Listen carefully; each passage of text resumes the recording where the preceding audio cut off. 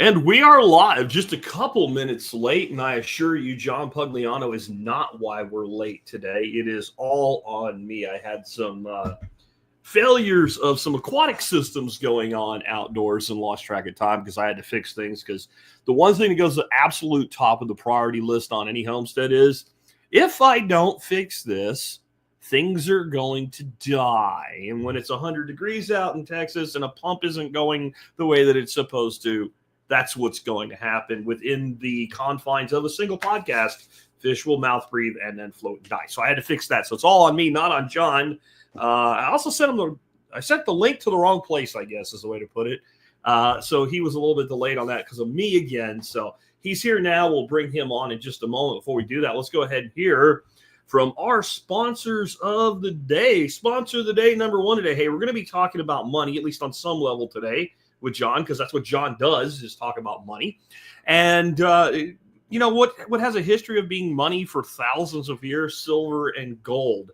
And if you're going to stack silver or stack gold, and you want to go visit our sponsor that has been with us for more than a decade, JM Bullion has been with us since 2013. Isn't that crazy?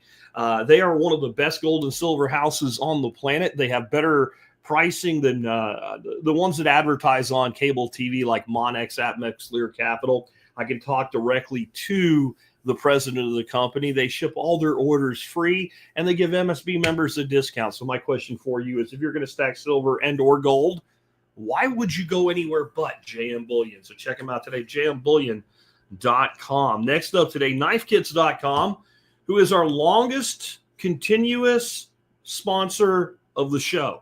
Joined us in the winter of 2009, and they are still here. That says something too, doesn't it? Hey, if you want to build a knife and you think it's too complicated, it's not. Knifekits.com does what it says and says what it does. Simple kits that you can use to build a knife your own. Start there and work your way up to whatever level you're comfortable with. It could be a hobby. It could be a side hustle. It could be a business. It could just be something fun and a way to make some really cool things to hand down to nieces, nephews, grandkids, kids, what have you. I know if I had a knife that I built with my grandfather, I don't care how crappy the workmanship was, I would never get rid of it. I would hand it down to my grandson when I was gone.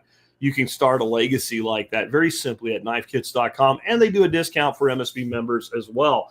With that in mind, just a reminder before we bring John on, there's an MSB sale right now. You know, money is important, and saving money helps a lot. So if you can save money on a product that saves you money on other things, that's even better.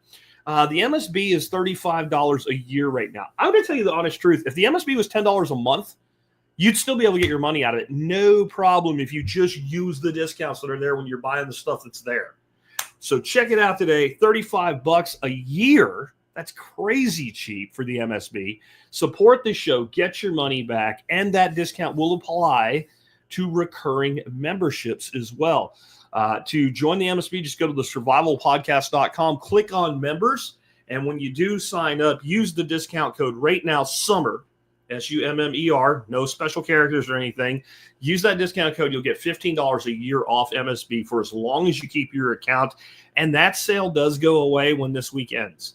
And I've told you about it before. I don't care if your dog eats your discount code. It doesn't matter. When the sale's over, the sale is over. With that, let's go ahead and bring John on with us here. John, welcome to the Survival Podcast, man. Hey, Jack. Great to be back on. Hey, I'm glad to have you, man. It's been a while since we've had you on before as a guest. You're on almost weekly as an expert council member, but there may be people that have never seen you in a full interview before. So can we start out with, like, who and what is John Pugliano? Tell us a little bit about yourself, man. Sure. Yeah. And, you and I hit it off so well because, frankly, our backgrounds are eerily similar. I grew up in Western Pennsylvania. My grandparents were coal miners and railroaders. So that's kind of the background I grew up in. My one grandfather was an immigrant. So I really grew up with that immigrant mentality, blue collar immigrant. Come to America, the streets are paved with gold, work hard and you can have success. I did really poorly in school, not because I was dumb. It was just because I didn't care, wasn't interested, and joined the Marine Corps at 17. And my first job in the Marine Corps, besides being a basic rifleman, was they sent me to school to be a hydraulics mechanic, ended up in aviation stuff, but started out as a hydraulics mechanic. And from there, it took me a long time, a lot longer than you, but I eventually realized the military wasn't right for me.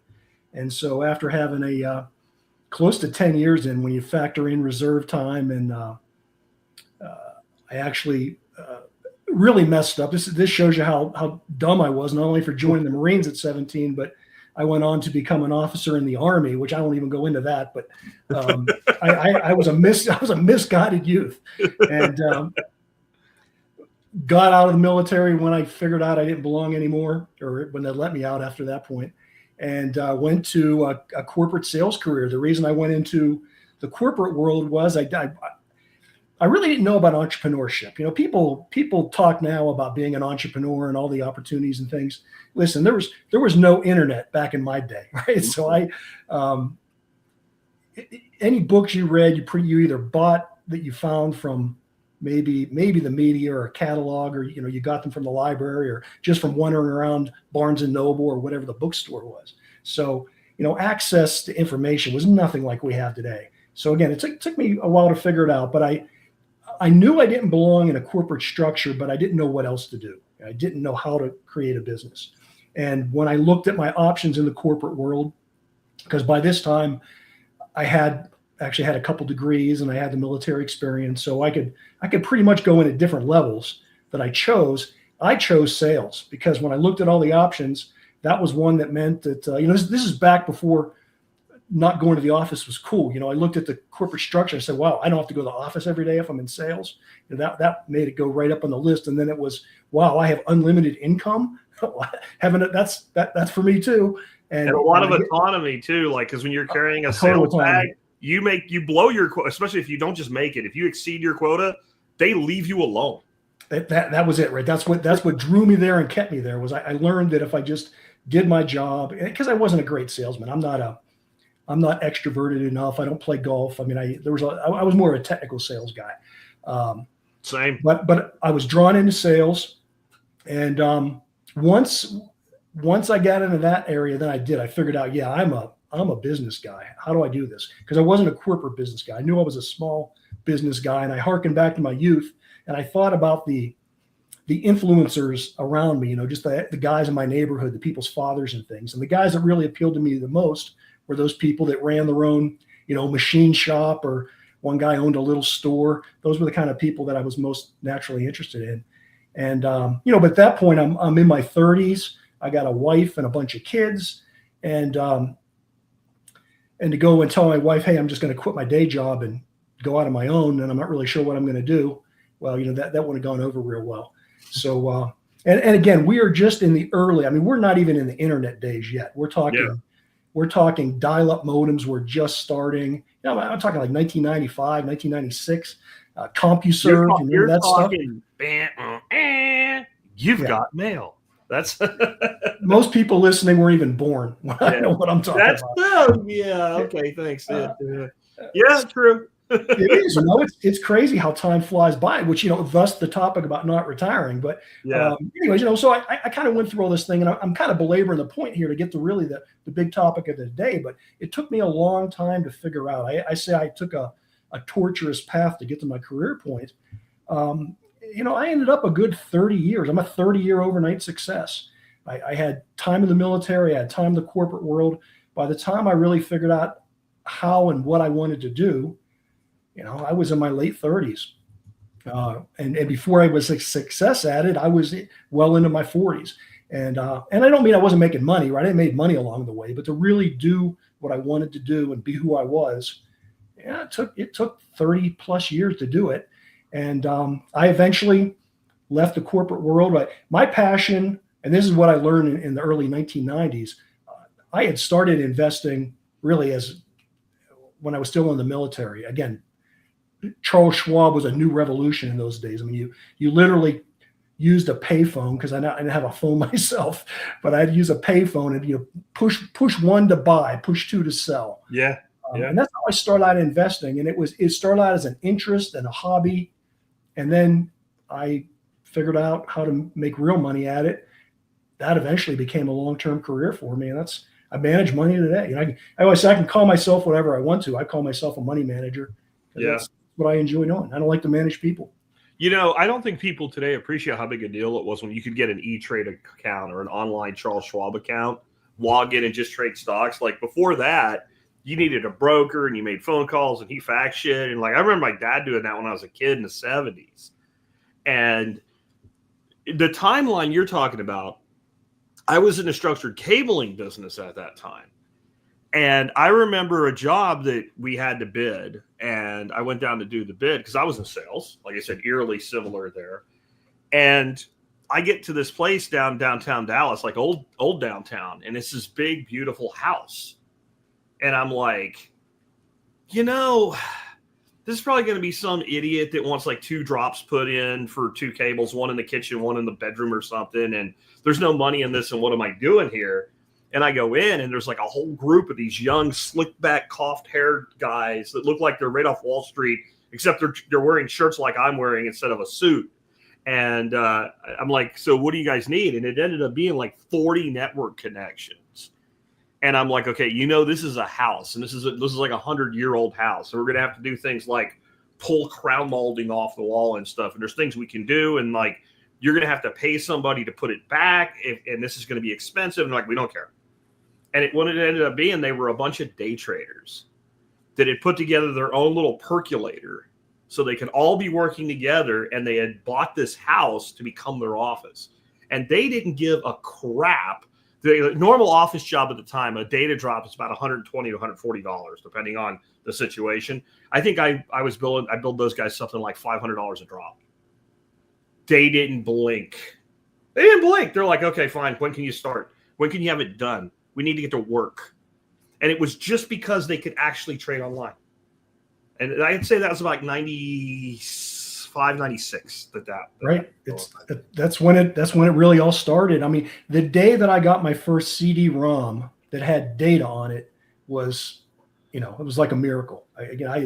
Up to that point, I couldn't afford, and again, I was an individual investor back then. I couldn't afford to subscribe to, big magazines and publications and stuff that I could get the regular commercial, retail stuff. But I mean, I couldn't get access to, Goldman Sachs information or something back in those days. I would literally have to go to the library, and they used to have these big 3-ring binders with a value line in it. And that's how between that and the Sunday newspaper, that's how I made most of my investing decisions and information. And, just getting a CD-ROM with data, which was arguably probably a year old, right? The data was probably a year old, but I mean, I could actually almost sort of plot it on a chart at that point on a computer, using Lotus 1, 2, 3, So, and again, I go into this background because I especially from young people, I hear so much pessimism about, the world's bad. Or you don't understand, John. It's so much harder now than it was when you and I were coming up. It was easy back then. You just walked down the street and people threw job offers at you out of a window. And then you bought a house for $5 a month, and you could raise 17 children on one income in the 1990s. It was easy. That is how some of those folks talk. And it's like, wow. They have no idea. You guys are talking, you're not even talking about boomers. You're talking about the silent. You're talking about 1952. Like, it's weird how that all condensed, because I really enjoyed coming up in that time, but it wasn't easy. It was very difficult. Because of all those transitions, there were opportunities, but it was also difficult because things were moving so fast. And we need to get into the topic, but just kind of reminiscing about the olden days of investing. I remember my dad was a really good stock trader, but he would get these books, that had like all plotted out the stock, and he was doing technical analysis sitting at a kitchen table at 10 o'clock at night after he got home from work with a ruler and a book. And that data was, weeks old. Like, he was paying big money to get that data as early as possible. And it was still a couple weeks old by the time he was looking at it. And he was, I remember sitting there and plotting out and figuring out. And like, now you can sit there online with all these free tools and do technical analysis till the cows come home with all types of different pre-developed tools to do that with. And it wasn't that long ago. I mean, we're talking, we're back there in 1989, but that's not that long ago. It's not that long ago. And again, I don't tell the story to make it like, well, I had to go, walk to school uphill in the snow both ways, coming and going type thing. It's to tell young people, you have opportunity like you have no idea. There's literally never, if you live in the United States, I don't know about other places. Yeah. If you are in the United States with the technology and the freedoms that we have and the just sheer opportunity available, there's never been a better time ever in the history of humanity. So go take advantage of it. Put the negativity aside and take advantage of it. Yeah, quit worrying about the house the boomers bought that you can't buy any way you think, when the boomers were paying like 18% interest rates in 1982. Yeah, right. Yeah. That's something between me and you too. I'm technically a boomer because I'm older than you. Yeah. But I was born in '61, so I'm at that cusp where really he's a lot older than me. I'm just saying. I'm a lot older than Jack. It's good pure living that I'm so young looking, right? He's not really that much older than me, but well, I'm a good decade or so on you. You're 4 off the X list. We'll give you honorary X membership. Yeah, I mean, but that's it, right? The people born in my era and especially into yours, we were totally screwed by that bulk of the baby boomers and the movement that they made, the inflation they created, the jobs that they took and then never left, right? Even after the financial crisis, when a lot of them should have been retiring, they never did. And the whole Generation X people got really screwed. So if you're a millennial today or younger, man, you got nothing to worry about. No, you have options too, right? You have while you can't find a job, you have options. You have side hustle options everywhere that you can just do. I met a girl a few years ago. Dorothy and I were on vacation in North Carolina. She was our Uber driver, and she was traveling the whole country doing Uber. She got out of college, and she's like, "I'm going to have my debts paid, my college loans paid off in 2 years." She was going to like one city every 2 to 3 months and figuring out where she wanted to live. And she was using some cheap version of Airbnb to find a room and then Ubering. And that meant anywhere she landed, she could start making money the minute she got there. Now, people will say, well, they don't make that much money. I'm just saying John and I couldn't do it.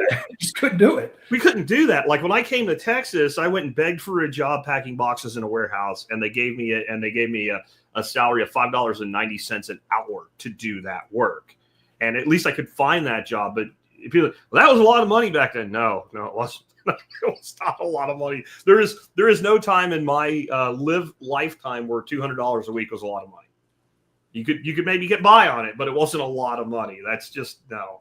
There's an episode of The Simpsons where Bart works his ass off for like a week for some old lady, and he comes home and he's all pissed because she paid him 50 cents. And Homer's laying on the couch drinking beer, and he goes, in my day, Bart, 50 cents was a lot of money. And Bart's like, really? He goes, no. So anyway, let's get on to this talk about of retirement. You say retirement is an unnatural thing. Like this is a disturbance in the force. Since we're talking about the 70s, we'll go back to 77, right? Like this is not really the way the world worked until very recently. That's right. Yeah. I mean, if you think of all the people that are stressed out, they have disease, right? Because they're dis-ease. They're not at ease. They're against the system. And I'm not talking about today's system. I just mean the natural system. If you think in terms of, I don't know, indigenous, traditional societies, ancient societies, people didn't retire. I mean, sure, your body wore out and you maybe quit doing physical labor, but in a traditional society, the old people were revered, right? They were set apart for their wisdom and for their knowledge, and they were honored by their societies. And that's because as they grew in age, they did develop that wisdom. And although they couldn't necessarily do physical labor, they could advise the young people, mostly the young men, right? Or I guess in the young women, of how to do things, right? You don't have to break your back doing it this way. Because I remember back, whatever, or a drought comes along and everybody's worried about something. They say, I remember 20 years ago there was a drought came through and this is what we did. So it was that institutional knowledge that was held by the senior citizens of the communities, and they were revered and loved. And you think about it in parenting, right? If you're a parent and you've done a good job and your kids grow up and leave the house, you don't retire, right? You get promoted, you become a grandparent. So it's the natural system is not to go away. It's to stay and share your knowledge. Well, and I think about retirement from time to time because I'm getting to a place where economically I probably can do that fairly easily, and certainly in the next 4 or 5 years I could. But my response to that in my own head is always, well, then what am I going to do? Right? Well, then what am I going to do? I guess it helps that I don't hate what I do now. I think part of why people so look forward to retirement is they don't like what they're doing. Bingo, right? That's the key. And the reason we have this retirement economy, I would say, is because number one, it's promoted by the government, right? They create retirement schemes and Social Security and things to give you a false sense of security. But then also the financial industry, right? And I'm in that, right? I'm part of that. Yeah. But they promote retiring. It's all about, do this when you retire, save up for retirement, planning for retirement. I'm not saying you shouldn't save money and plan for retirement, but what I'm saying is, and even the younger people that believe that the FIRE thing, right? I always forget what it stands for. Financial independence, retire early, FIRE. Mm-hmm. I'm even, kind of opposed to that because, again, I don't think you should spend 5 or 10 or 20 years or whatever amount of time just saving up money so you can retire, because that means you're probably doing something you hate to get there. My idea is to find out what you love and do it so that you never want to retire. And, and again, it's like planting a garden or, better yet, like planting a tree. The best time to do this is 20 years ago. So again, we're talking to a lot of young people here. It's start now to use a lifestyle design method that allows you to earn an income doing things you like or love. And it's not going to happen overnight, but integrate into that. And then when you get to be my age, you'll be like me and you won't want to retire because I frankly, Jack, I get up every day and I hear this from people every now and then, my clients, and they're like, hey, John, you're getting a little old there. What's going to happen when you're not around? Well, I'm putting contingency plans in place for that. But if I have my choice, I'm never going anywhere, right? In terms of as long as I'm alive, I want to be like Charlie Munger or Warren Buffett, where every day, even if I'm not in the office from morning to dusk, every day I want to somehow be in the office where I get to do what I love, right? Yeah. I literally, look around. This is my office. I don't know how many people in the financial industry you see with toolboxes and ham radio equipment in their office, but I'm not your typical financial liar, right? Yeah. I've constructed a life where I can make a lot of money, but I can do it for other people as well. And that's really where the real love for me is. And why would I ever want to stop doing what I do? And again, it's just not what I do. It's what other people like to do. They need to find that passion that gets them up and gets them rearing every day, because again, I've never been happier. Yeah. Yeah. When you say parents don't retire, they get promoted to being grandparents, I think that actually hits a lot bigger than most people realize. Like, it's not just an aside. Like, it shows this logical progression that humans go through as we age and we develop not just knowledge, but wisdom. And that means that we can contribute. And I think the other thing is, like, why do we see 65 as the age of retirement? Why is that the number? And if you say, what age does the average person expect to retire? The normal answer is 65. Well, it's because that's when you can get all your Social Security. And when was that established in the 1930s? So what was the life expectancy in 1935? And for men, it was about 59 years of age. For women, it was like 62, 63. Now, it's a little off because there was a lot of childhood illness death back then. So when you take that out, it's more like men are like 65 and women are like 70. And then if you made 65 as a man, because a lot of guys didn't, right? Then you could expect 10 years maybe, right? So when we set that whole Social Security system up, they kind of set the baseline for this. What we were saying is, well, half of you you'll pay in and you'll die before you get any money. And a few of you will get a little bit of money and then die. And so half of you will live past that age. Most of the men will live maybe 5 years on it. So you can use 20% of the money to cover you. And then we're going to have all these old women who most of them weren't getting much except for maybe survivor benefits because they didn't work.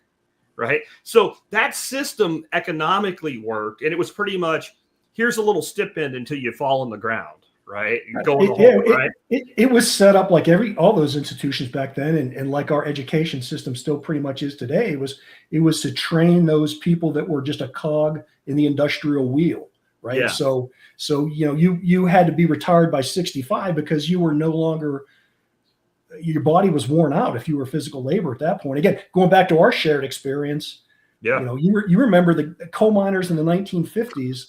Those guys, they didn't live much beyond 60 if they got that old. They had black lung, and to the extent they were old or alive, my grandfather had black lung and emphysema, and he couldn't go up three steps without stopping to take his breath.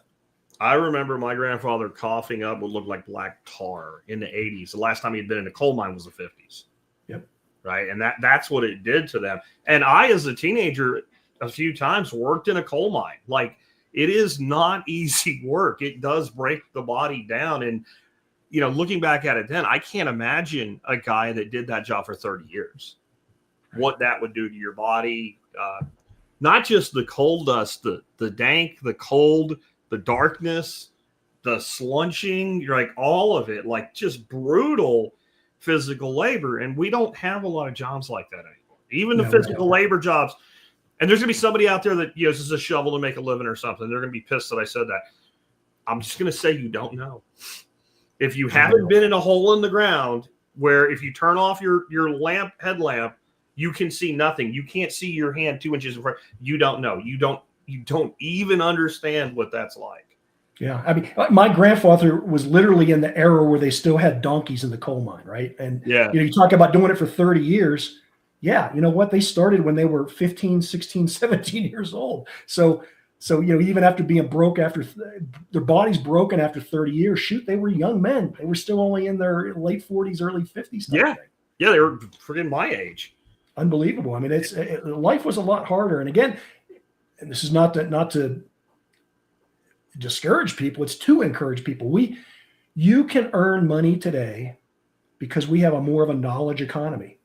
And so when you tie the two together, right, and this is, again, my optimism for the future, if you assume that, or if you buy the argument that it's unnatural to retire and that age and wisdom should be rewarded, and it was by traditional societies, and then you combine that with the fact that today we live longer in most cases, and we can also make money from our knowledge in ways that we never could, right, even 10 years ago. So when you combine the natural state of wisdom coming through age and the ability to sell your knowledge or earn, monetize your knowledge, then again, there's never been a better time. And young guys, young gals, start today. Start building that knowledge base and that work that you love. Find what it is now. Don't wait 20 years. I think another thing that's different today, though, is when did you start working? Like, I had my first W-2 job at 15. Yeah, 15. I had my first job at like 14. Like I did work for money before that, but I mean, like, where I had a regular schedule. I was just being paid under the table at 14. Right. If you go back to the 1930s, 1920s, there were kids working as like office runners and shit when they were like 12 years old. Right. I mean, so today, I'm going to bet the average person does not take a job until the age of about 22 to 24. There's a lot of people, they never do the part-time thing or whatever. Now, I know a lot of them do because I see them at fast food places and all. But I also see a lot of adults doing those jobs now, right? Where like when I was a kid, if there was an adult at a fast food place, they were the manager, right? They were the manager. They like everybody working in there was like 16 to 20, working part-time or whatever. So if you go back to that time, there's a big difference in starting your career when you're 12 and working to 50 versus, starting your career when you're 24 and working to 50. Like that's a lot of more years. Because it gives you so much more exposure. It gives you an opportunity to fail. Again, I say, look at my career. I have a very torturous path to success, but all of those dead ends that I went down or things where I didn't belong or that weren't right for me or absolute failures that I may have had, that made me who I am today, right? That's giving me that knowledge. And if you're not starting a career until you're 30, and when you do, you're burdened with all kinds of student loan debts, Yeah. that you can't get out of, then you are stuck, right? And that's why you want to look for better alternatives before you get into that slavery. When I talk to younger folks, and I mean 30 is pretty young for me now. I had a son that's in his mid 30s. So when I say something about like never retiring, they usually say something, what, I'm supposed to waste my life working until I die. That's a very common thing. How do you respond to that? Yeah, right. And that's the way we think. And it's a version of the poverty mindset, right? Because you're thinking about just trading your time for money. And, again, what I'm trying to emphasize here is that I don't get up and go to work because I have to, because I need the money or because someone makes me. I get up and do it because I love it.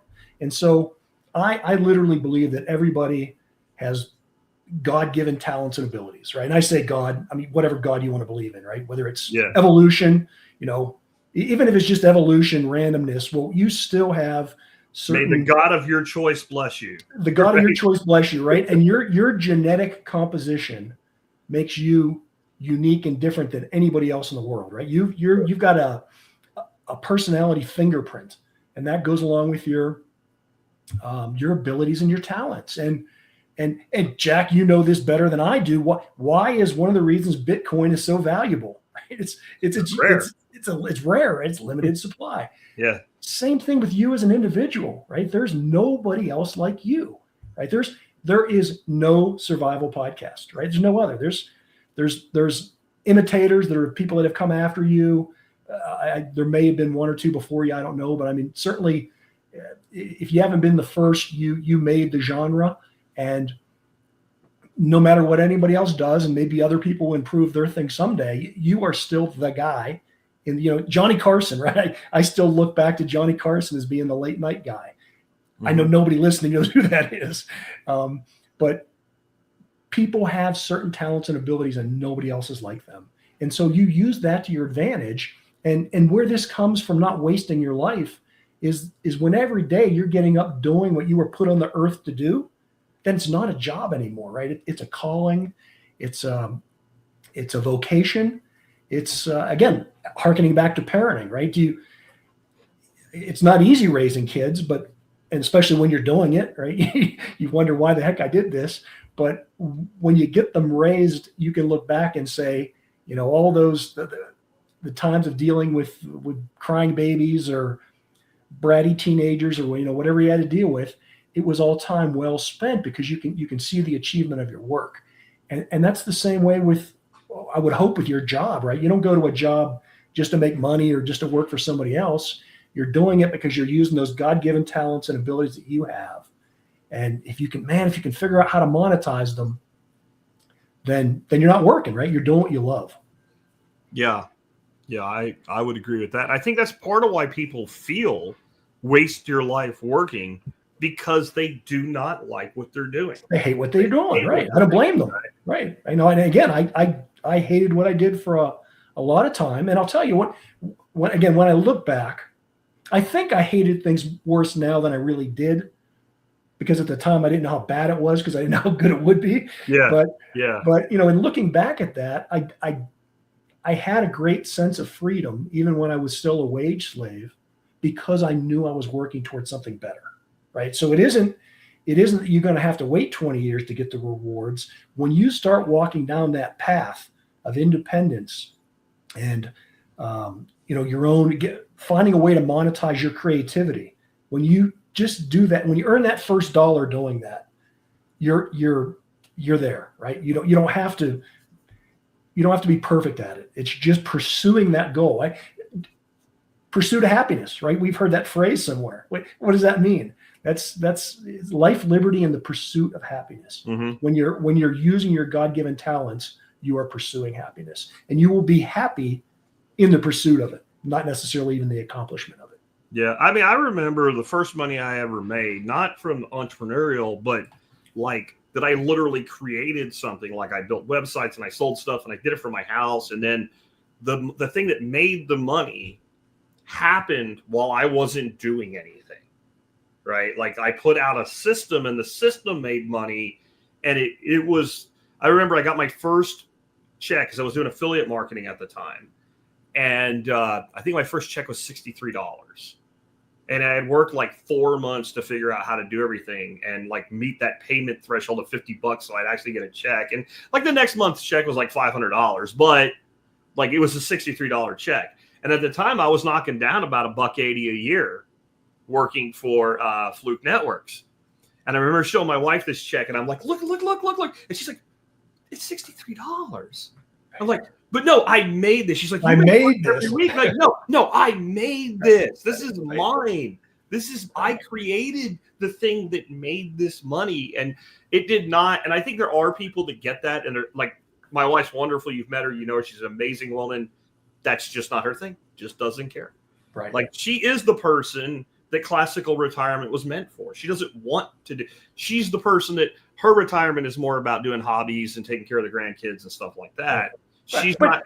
But that's her job, though, right? Again, you know, she's the grandmother now. She's not being a nurse anymore because she's nursing her grandkids, right? She's taking care of her grandkids. She also technically does work for me, but that's not how that really works. But you know, it's probably 2 hours a week of work, and but if I had to hire somebody to do what she does to make sure it was done as well as she does it, they wouldn't do it in 2 hours a week, and it would probably cost me, I'm going to say $30,000 a year to hire someone to do what she does for me. Right. And along those lines, too, you know, we're talking about work. Yeah. When I say never retire, and again, I'm looking at my own life. I'm looking at people I've known over my life. I look at my client base, and the people that are the most happiest are people that they've never retired. That doesn't always mean they don't quit their job, right? Maybe they want to just teach Sunday school, right? Or they want to be a gardener or whatever it is. They're still getting up every day. You know, my grandfather lived to be almost 100, not the coal miner because his lungs were blown out, but the railroader, you know, he quit working when he was 70 because they made him retire from the railroad. But he worked for the next 30 plus years in his garden every day, harder than anybody works today. He got up, you know, sun up to sundown working in his garden, and he produced, right? He produced with abundance. He just didn't necessarily have a paycheck. Hey, I want to jump back to that first dollar though. And again, when you were a kid, you'll remember this. Every small business you went into in the 1970s and 80s, what they have hanging on the wall, the first dollar bill they ever made in a frame. It framed up, right? Because it's literally that important. And I'll draw another analogy. And again, a lot of people in the audience aren't going to get this, but you and I do. And I want to stress this to people. I remember the day I made my first million in terms of my net worth, right? The day my net worth hit $1 million, that day is embedded in my mind. And you and I haven't talked about it directly, but I'm sure it is for you too. But you know what? I don't remember when I got to 2 million, 3 million, 4 million, right? But it was that first million. And again, I say this to people because that first million is the hardest, right? You may work 30, 40, 50 years to get to the first million. But when you make it, just like making that first dollar, then you've just opened yourself up to so many other possibilities. I wonder how long that's going to be the metric, though.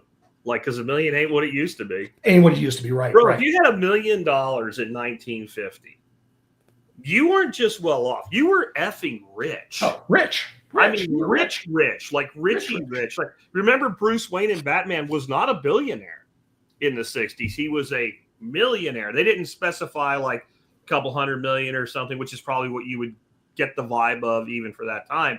But, you know, you notice when they remade the Batman movies, Bruce Wayne had to become a billionaire, right? Because calling him a millionaire was like, so I got two neighbors who are millionaires. What, like, right? So I wonder, like, will that number mean to my grandson when he's 30? Yeah, maybe it'll be 5 million for him, right? But there's still a psychological factor. Right? Even with 5 million or something, right? Because like if you go back to the 20s, $100,000 was a lot of money.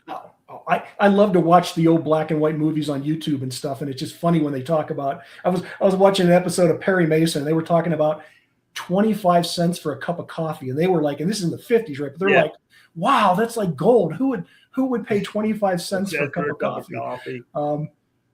I remember there was some kind of TV show or series or movie or something, and it was like a time travel thing.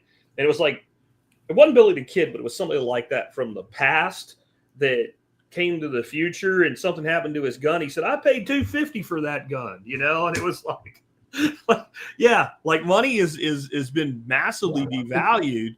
And not only, and this is even bigger than that, right? Not even money just being devalued, but the earning capacity of money. You go back to when a statistic I love to tell people about is you go back to even just when Bill Clinton was president. Yeah. You had $1 million in the 1990s. Yeah. You know, when Clinton was president, interest rates were 6.5%. Correct. So you could take your $1 million, buy a 10-year treasury with zero risk in terms of that's a benchmark, right? Yeah. There's obviously risk, but that's considered zero risk. So you could take $1 million, put it in a zero risk investment. You'd make with $1 million and 6.5%, you're going to make $65,000 a year. Yeah. Guess what? Average take home pay was only about 30. It was under 35. Yeah, so, guys on Wall Street were starting at 30, 35,000, right? So, the runners on the trading floor. So a millionaire could take a risk-free investment and make twice what the average guy was making for risk-free investment, right? Today, $1 million is going to get you, maybe $40,000 from a risk-free investment.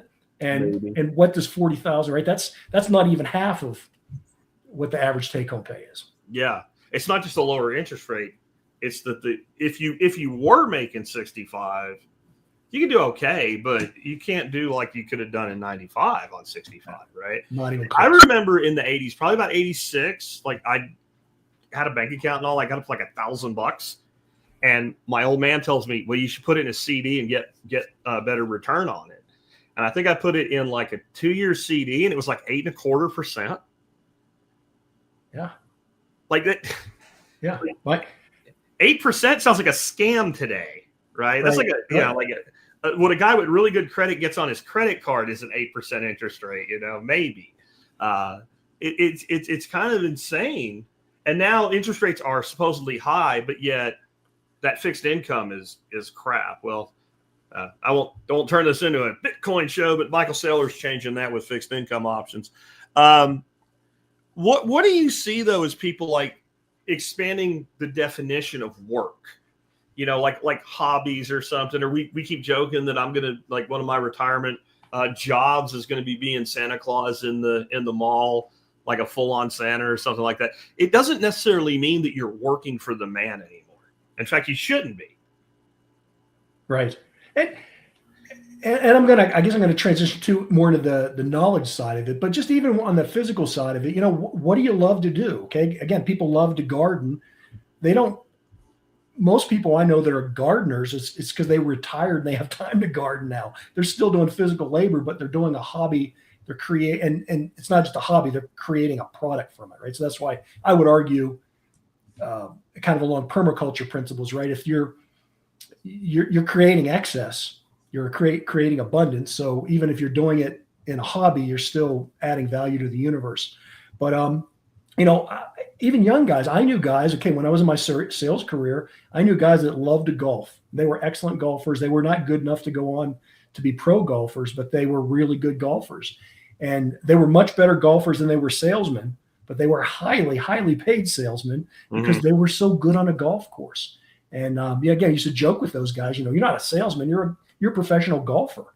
You get paid to take a client out to golf 4 times a week. And so think in those terms, or again, I mentioned, gardening, a Sunday school teacher, mentoring kids. It doesn't have to be something you necessarily earn an income from, or even a sustainable income. Part of the ability that I still encourage people to obviously save and learn how to invest their money is that you can transition to, if you go be a mall Santa Claus guy at Christmas time, you'll probably make a good bit of money doing that. But it still isn't going to replace your day job, right? But you don't have to, right? You don't need it. You don't have a day job because you need the money. And so, if you're good, I've looked into it just for fun. If you're good, you can gross about 85. By the time you pay your staff and everything, you can take home around 55, 60. right? And you're only working 2 months a year. Yeah, seasonal work, right? And, Yeah. and again, these are things. And I'm not really going to do that. It's just fun, but yeah. But that's a good point, though, right? Is getting people to think beyond just a paycheck or just Uber, right? What else can they do? And again, it gets back to the scarcity side of things. Why would a good Santa Claus make that much money? Because there's a demand for it, and it's not hard. It's not easy to be that good classic looking Santa Claus, right? You got to have the right body type. Yeah. You got to have the right beard. You got to have the right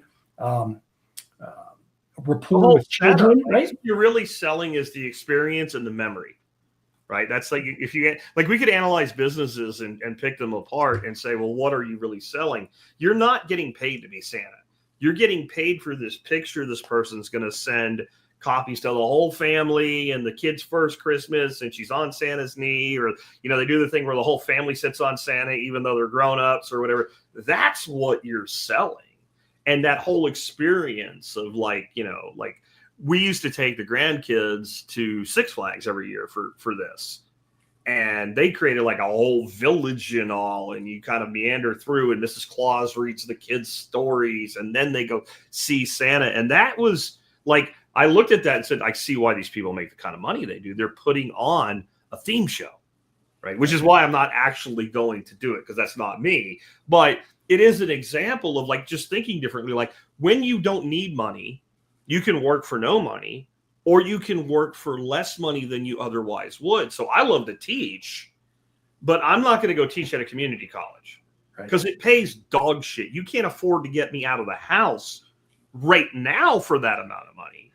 But if I'm, if it's 10 years from now and I need something to do, and I can go do something and I can get paid a small wage for it, but I enjoy doing it, that's a different situation. Like, that's right. I mean, one of my career paths that I really considered when I was very young was being a teacher. And I just said, every teacher I know is miserable. They hate their life and they say they don't make enough money. Doesn't sound like something I should do.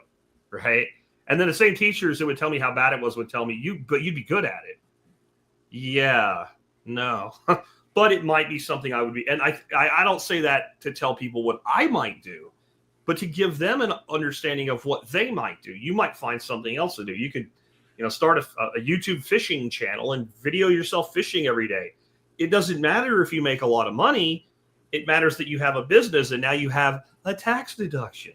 Exactly. And now you have mileage, and like, you change the entire landscape of your life. If you make a small profit every couple of years, you're good with all the rest of it. Right. And I talked to a lot of people that own property, right? And they all want to be farmers or some kind of a permaculture job. And I always say, have you getting about what you talked about the experience? I'm like, well, have you thought about just creating the experience of farming, right? You could have an Airbnb where people come and they want to pet your sheep, right? You'll make more money with an Airbnb focused on sheep than you will raising sheep for profit. Do you remember the couple at one of the workshops a few years ago when we were talking about entrepreneurship on a panel, and they were asking about goat yoga? And I asked them how much money does your goat, because I was like, is this even worth all the crap they're telling me? How much money did you guys make on goat yoga last year? 80 grand on freaking, like, people doing downward dog while a baby goat walks on their back. Right. I don't think I'm growing pumpkins for the pumpkin patch money if I can make 80 grand on goat yoga. Right. But pumpkin patch, another great example, right? It's not the pumpkin, it's the patch, right? It's the experience. Start thinking in those terms. And again, it really all comes back, even when it's labor related, it still comes back to knowledge, right? You have this wisdom and this knowledge that other people don't have, that you can create this product or service. And so, even if someone isn't like more of a manually labor job, they can still, because they know their body's going to wear out. If you're a plumber, right, there's only so much plumbing you can bend over and do in your life. But that doesn't mean you can't someday own the plumbing company and you can employ young guys to do that, right? Or it doesn't mean that you're not a subject matter expert in the field of plumbing and you can be hired for consultant work, or you can be hired, because you're going to have a vast network. You're going to know people that you bought products from. So you're going to know your suppliers. You're going to know people in the industry. You're going to know your customers. there's areas up and down the supply chain that you have knowledge that nobody else does, and you can put that to work. Maybe you can create an employment company of hiring young plumbers, or work with a union to get people even on the career path to get their journeyman papers. Right? Don't just think I raise goats. Right? Think of goat yoga. Goat yoga. Beyond that. Or the corn maze. Like when you were talking about the pumpkin patch, made me think, like when we lived in Pennsylvania for a few years when I was working for Fluke, we had an old time drive-in theater. Like where you drive in and you have your car and you turn the AM radio station for the audio and the kids play, and it was great. And there was a huge field behind it, cornfield. And I think the guy it wasn't, I say huge. I mean, for corn farming, it was about 100 acres. Well, every year he left about 3 acres of corn and made corn maze in it. And I ended up talking to the guy one time and I said, that's a lot of corn you give up there. And he goes, I make more money on that corn maze every year than I make on the whole damn farm. Right. And he smiled when he said it. This is a Pennsylvania Dutch farmer. He says, and they all pay cash. And he did like that when he said that. So exactly what he meant. I don't know what he means by that. They all pay cash, And he says it almost like a New York mafioso, but with that. The Pennsylvania Dutch are not Amish, but they have that tone of, what I mean? You're from West Virginia, right? Like they have that tone of their voice. It's a little bit Amish in the sound of it.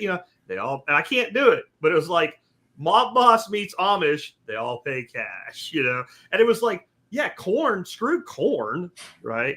Have a corn maze, and he had the little hayride thing. They just basically drove around the cornfield with the tractor with the straw hay on the back of it. He probably had to buy the hay because he didn't hay shit. He was a corn farmer.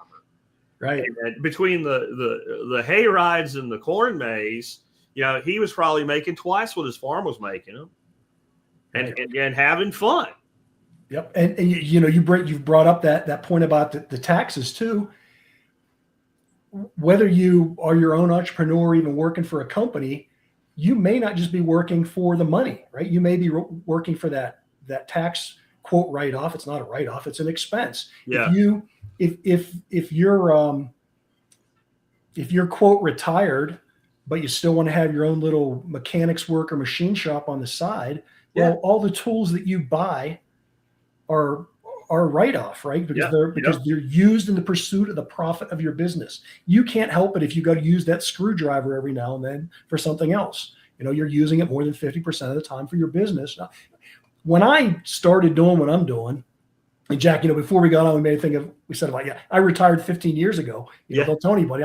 I did retire. I'm already gone. But, even before 15 years ago, when I decided that I was going to have my own business, a lot of that early part was the business write-offs, right? As an individual investor, I could pretty much write off zero, nothing, right? The day I start pursuing clients, now I can suddenly write off almost everything. He said pursuing. He didn't say successfully. Even successfully, right? Pursuing. The day I started pursuing, I had, quote, business expenses, legitimate, real business expenses.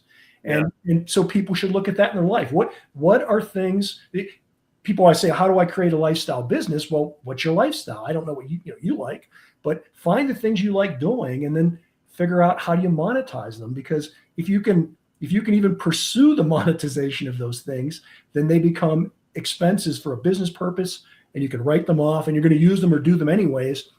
And again, not just for quotes, entrepreneurs, but people that have a corporate career. Listen, I've known many a guy that retired from being a sales guy or a business executive or something, but he was still, connected with the industry, right? Because for 40 years, he knew everybody in that supply chain from the suppliers upstream to the customers downstream. And so he could always get a gig, consulting. And sometimes his consulting wasn't really direct money. Maybe he was the guy that every year he got invited to the corporate sales meeting, which was, in the Bahamas or somewhere, right? So he got an all expense trip paid to go play golf at where he wanted to go play that anyways. Yeah. Speaking assignments, maybe this fell into my lap years ago. I didn't pursue it. It just happened. But when I wrote my book, The Robots Are Coming, someone found me and asked me to come speak at an industry event in Europe.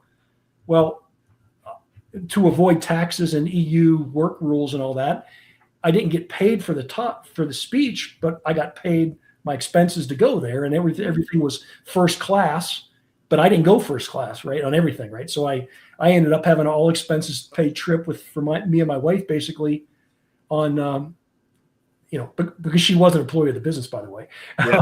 But of course, but expenses, it was a legitimate business expense to basically go on a boondoggle trip to Italy. Yeah, because I was hired to speak at an industry event, Yeah. and again, regardless of what kind of career you're in, those opportunities are there. And I say this because I've seen it throughout my life. Whether you're a blue collar guy or a white collar guy, if you just go to work every day, get your paycheck, and come home, yeah, it's not there. But if you're an industry expert in what you do, then as you approach retirement, you can start thinking of other ways to monetize what you know. Right? And shouldn't you be, when you're 50, 55, 60 years old, shouldn't you be an expert on what you do? You would think. You've wasted your life, right? Like you had no ambition whatsoever. And I bet you'll latch right on to what I'm saying here when I say this. There's a beauty in getting to the point where you don't need money. And that beauty is that you can pick something you want to do that has value, and you can raise your price to the point where you only get as many customers as you want. So let's say that, like, I don't want to do this, but I know several people that build custom fishing rods, and they love the Zen nature of it. Kind of like I like to reload. I like to I reload shit and give it away because I don't shoot that much, really. So like I like to reload. There's a Zen nature, and they sit there and they wrap those eyelets and they do the epoxy and all, and they want to do it for a living. And you have to make a lot of rods to make a living. And they get into the typical craftsman trap of making a living off your craft. And that is, you end up hating what you loved, right? There was an old movie called Hope Floats. It was a terrible effing movie that I was roped into watching by a chick because it was a chick flick. This is so long ago. It's pre-Dorothy. And I only remember one thing in the whole movie. The chick goes in the dude's house, and like the cabinetry is just gorgeous, and all the woodwork is just gorgeous. And she says, I can't believe you built this, like she's shocked because she thinks he's a loser. And she goes, you could make so much money doing this, right? You could make a fortune. Rich people would, he goes, then I'll just ruin what I love. I'll turn it into something I hate. Right. But in those retirement years, you can just keep raising your price until people stop paying it, and then back off to where a few do. So that guy that wants to make rods all the time, but he wants to take a week to make a rod, he can't make a living doing that. But if he doesn't need money and he makes one rod for $400 or $500 a week, and he only makes $40 a year because he takes some time off to go actually fish or whatever, and if, I got too many orders, raise your price. Raise your price until like the riffraff, and riffraff is subjective. So whatever is riffraff to you goes away. Or speaking, like I turned down speaking gigs a couple of months because I don't want to travel right now. That might change. And you just charge enough that I want to do 80 a year. So you just charge enough until only 8 say yes. Right. You make your maximum amount per thing.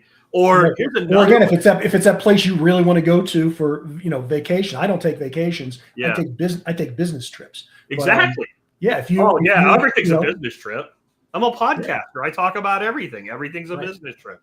If I talk to one person, the whole trip's business. I mean, absolutely. Another way to do this is, so Alan, if you know who Alan Booker is, he's pretty big in the permaculture space. Yeah. He's also kind of a geneticist level guy and an engineer. He was out at Nicole's workshop. That's right. You were there, right, Alan? So I don't know if you heard him say this, but one of the things he does now is he doesn't take that many design projects anymore because he wants his students to be able to sell themselves. And as long as he's available, everybody wants the guy, not the guy's student. So he kind of gets out of the way. But he does a few every year, charges big money, $600 an hour plus. But then he can go to a nonprofit, do design work for them for free, and say the donation is 10 hours of my time at $600 an hour, $6,000 deduction as a donation. And if you doubt me, here's my 3 billables for $600 an hour jobs last year. Right. And maybe he did 100 hours of work at that rate, And so he made there's no audit in the world that can devalue that donation of his time, but that gives him the freedom to do it. And I'm not at a point now where I really want to be working for free, but even if I do get there, I got to get something. And not giving the government my money, that is getting something. I'm okay with that too. No, absolutely. Yeah. If you can find that business expense, and again, it doesn't have to be one that you even pay, right? There are corporations that will just have you bill something to their credit card, right? You don't even have to type your own money in it. You're simply a 1099 contractor, and they may not be compensating you money because you just may be using their expense account. You check into the hotel when they've already paid the bill. That always feels pretty good too. When you check into a place and you see the guy next to you signing a receipt for $300 a day, and you just go to your room and leave, and the only thing you pay for is incidentals. Right. That feels pretty good. Yeah. And that's a real point too, that people have to understand, especially since most people probably do work for a corporation.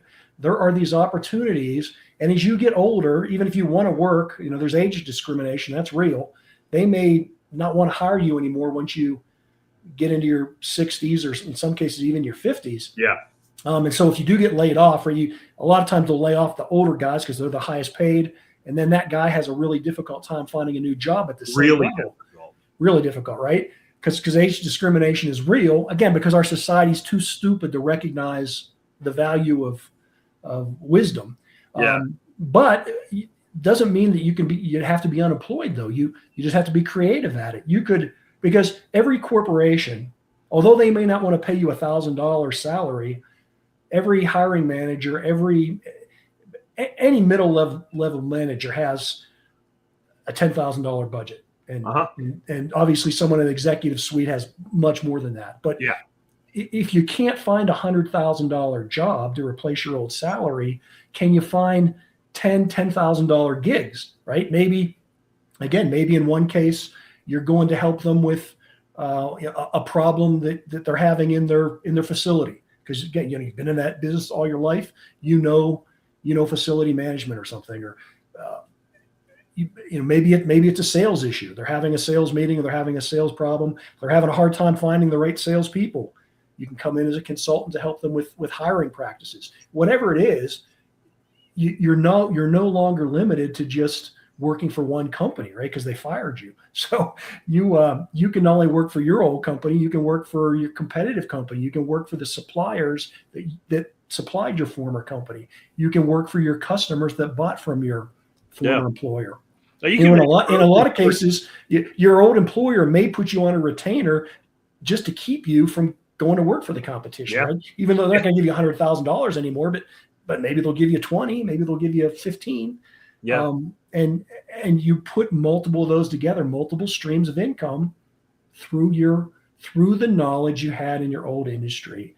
And again, if you're going to do something for 30 years, you should be a subject matter expert in it. At a minimum, you should know where the skeletons are buried, right, within your own company, so that if they ever want to get rid of you, you can come back and say, yeah, someday you're going to have a problem with X, and I'm going to tell you why, but you're going to have that problem. You call me when you do, because whatever the code was written wrong, the maintenance has never been done properly. Yeah. Sometime X where the bodies are buried. Right? Where the bodies are buried, and and you make that value known to people because it is valuable. You can also take a totally different approach because you don't need money. That there's a freedom in not needing money.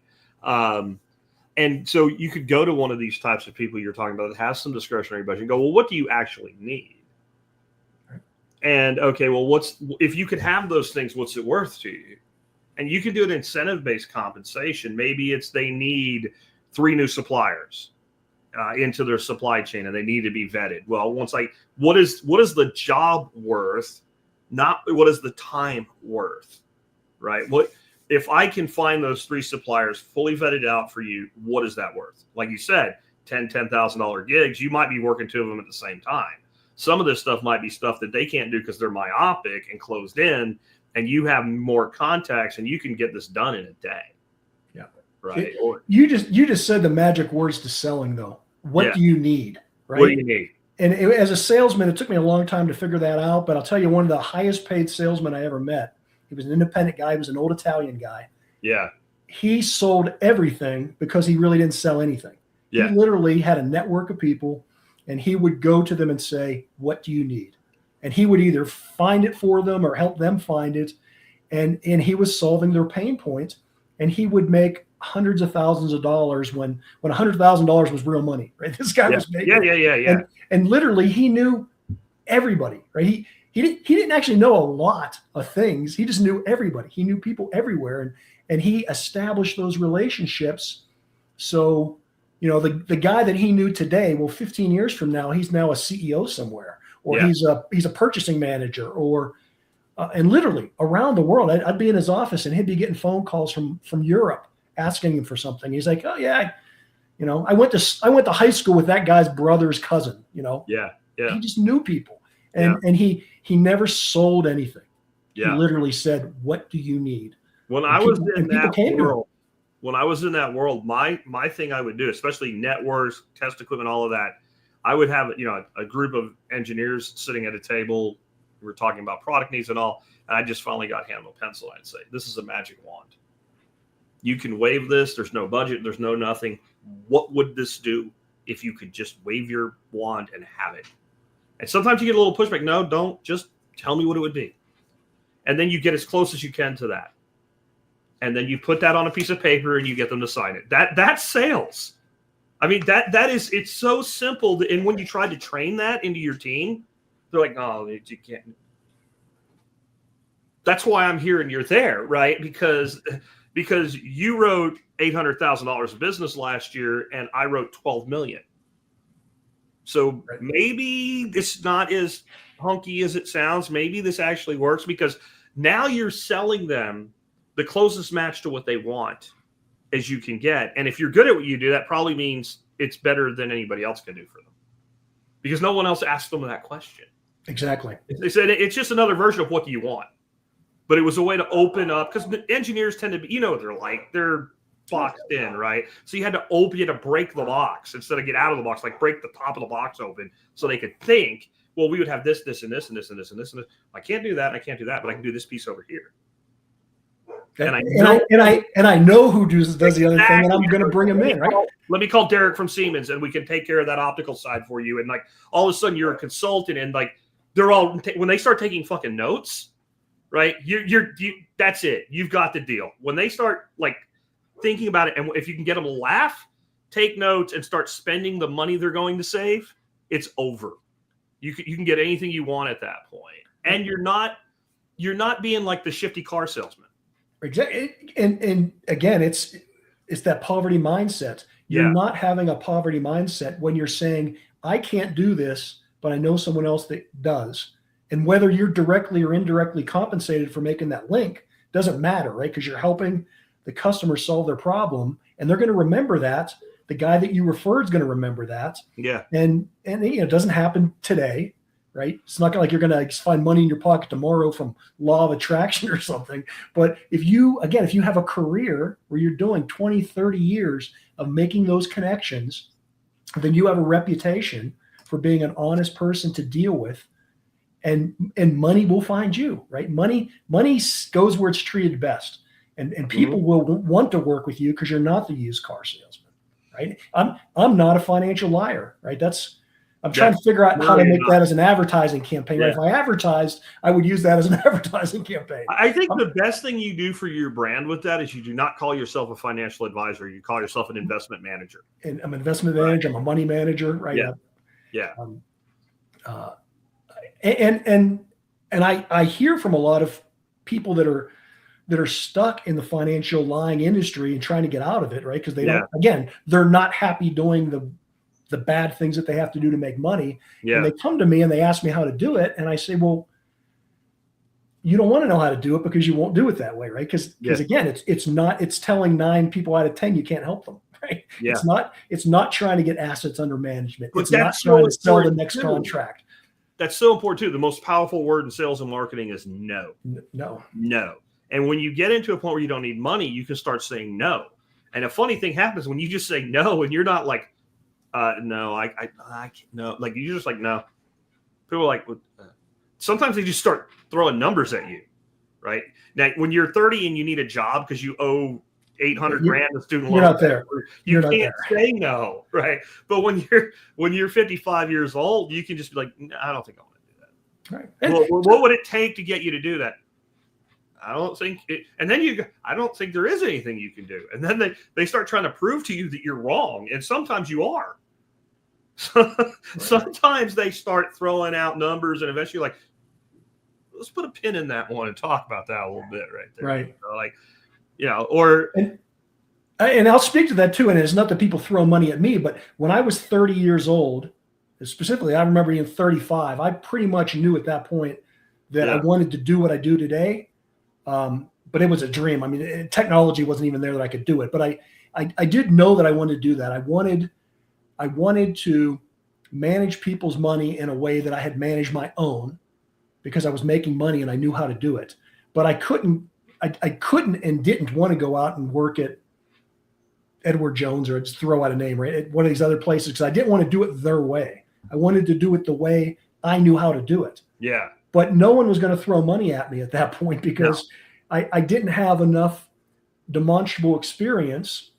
And, maybe I could have just traded for a living for myself, but then I'd have spent all my time trading and I couldn't have built my business. So I waited, right? So, but 15 years later, I was that guy, right? And I didn't have to be a financial liar because I was never in the business of selling things I didn't believe in. I was an industrial sales guy.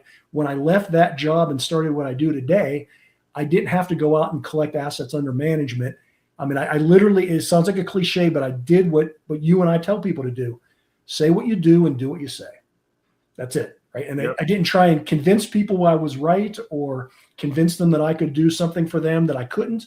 I said, this is what I do. This is what I'm doing today for John. This is how I'm investing John's money. Yeah. And I'm going to do that for John's money tomorrow. Yeah. And if you want me to invest your money the way I invest John's money, I'll do that. Yeah. I don't do X and Y and Z, and I do this. Yeah. And I could afford to turn down clients because I didn't need the money. I didn't have to build the business. You don't give everybody between 30 and 42 the same pie chart and pretend that it was custom done for them, right? They have these, like, that's why I call them financial liars. Like, let's talk about your dreams and your hopes. And like, it's all relationship sales. And they send it to the mothership and the mothership just goes, age bracket, years to retirement, net worth, and then they looks like this massive amount of work was done for you. It's kind of like the detective trick where they put this giant box of shit together that has nothing to do with the guy they're interviewing, and then they have their associate bring it in and set it on the table with the guy's name on it, like, yeah, you're in real trouble now. Like, it's the same gamut. It's the same. It's the same. I don't know what the word is I'm looking for. Gimmick.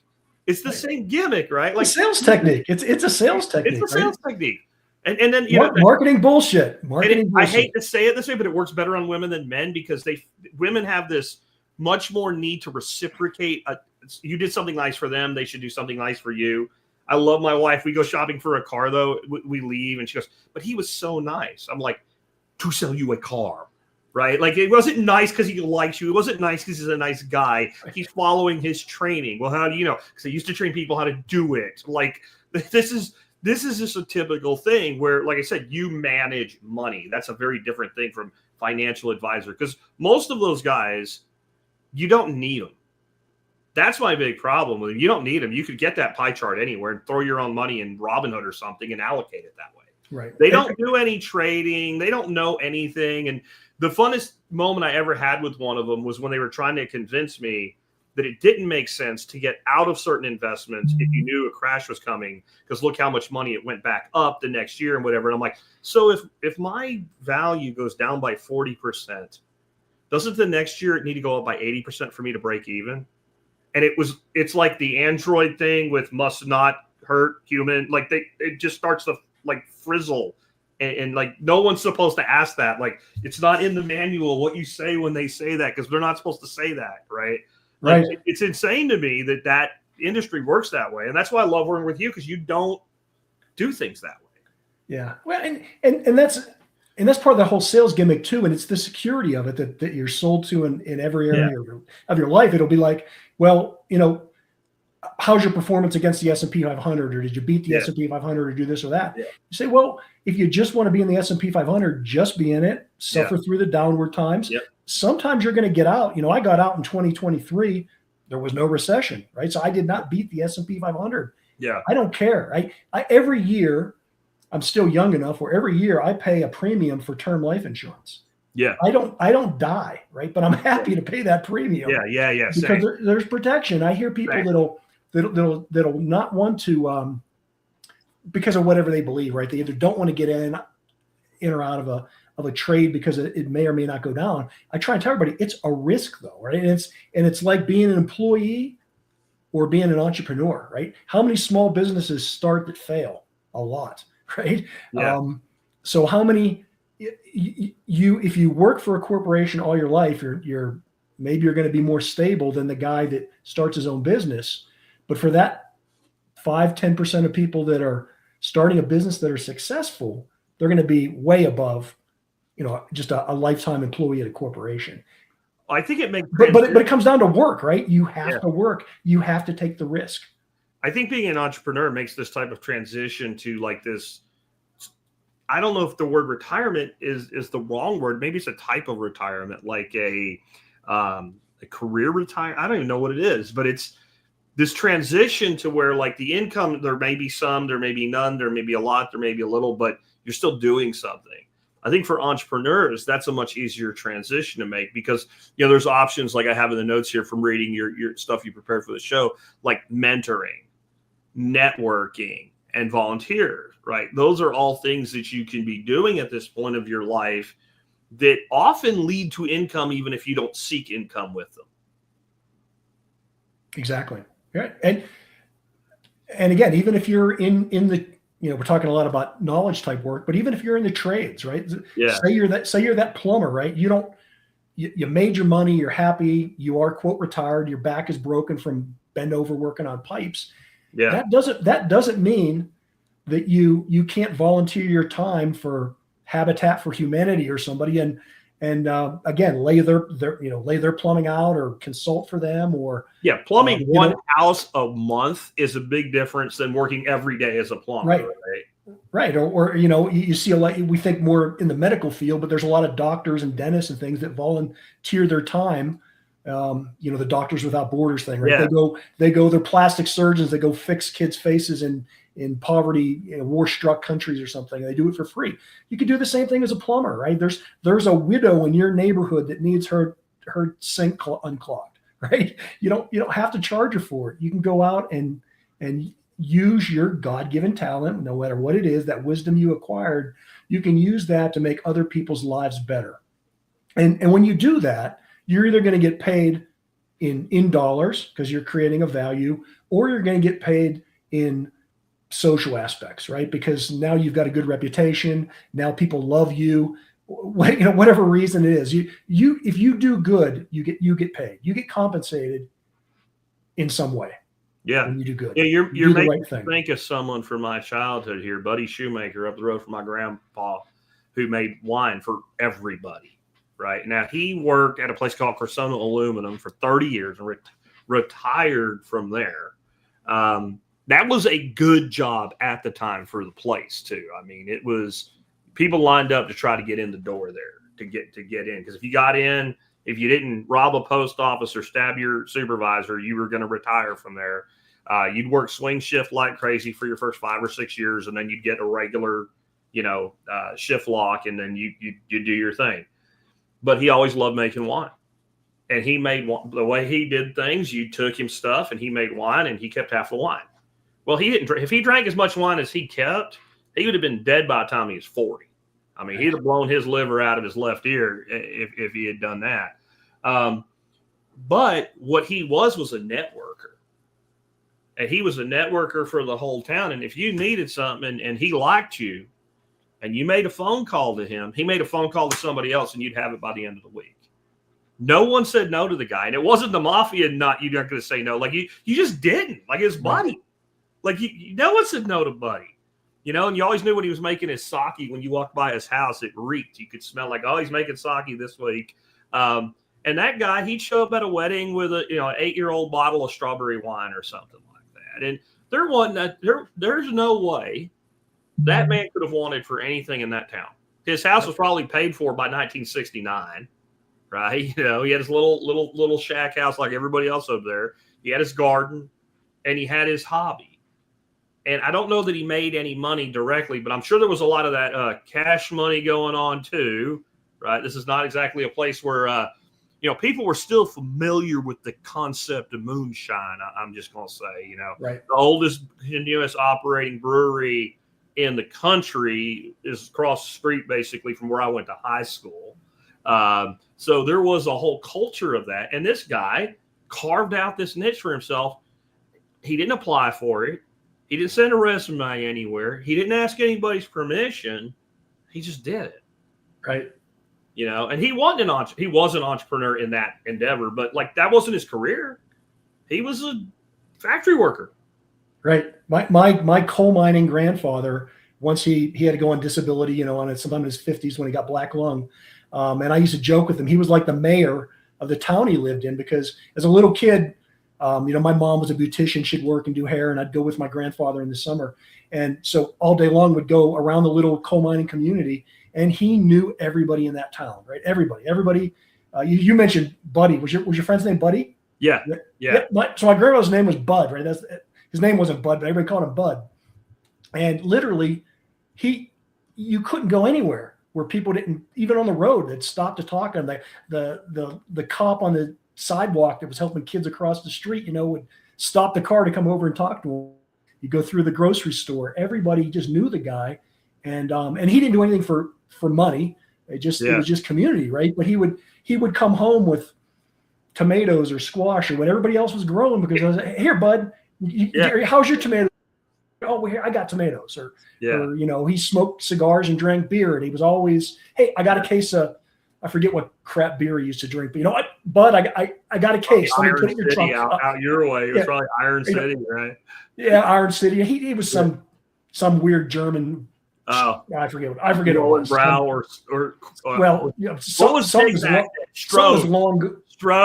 Yeah, that was even too high end for him. I think it was you know, it was just something. But you know, they would like, and they knew he had black lungs. Like, I'll carry it out to your car.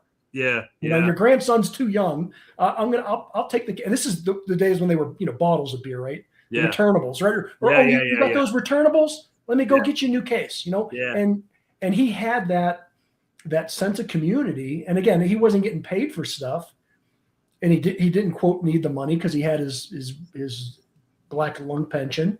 But he went around the community and did things. And he was never in the war. He was too young for World War II. Too old for World War I, too young for World War II. Okay. But man, he was like the number one guy at the VFW club, even though he's never in the military. But he was there for every parade and you know, selling the poppies and remember the flags and stuff to do for fundraisers. He was the guy that was on all those committees, raised all the money. He was never a veteran, right? Yeah. He didn't, but he had that sense of community. And I'll tell you, this is another thing about not making money.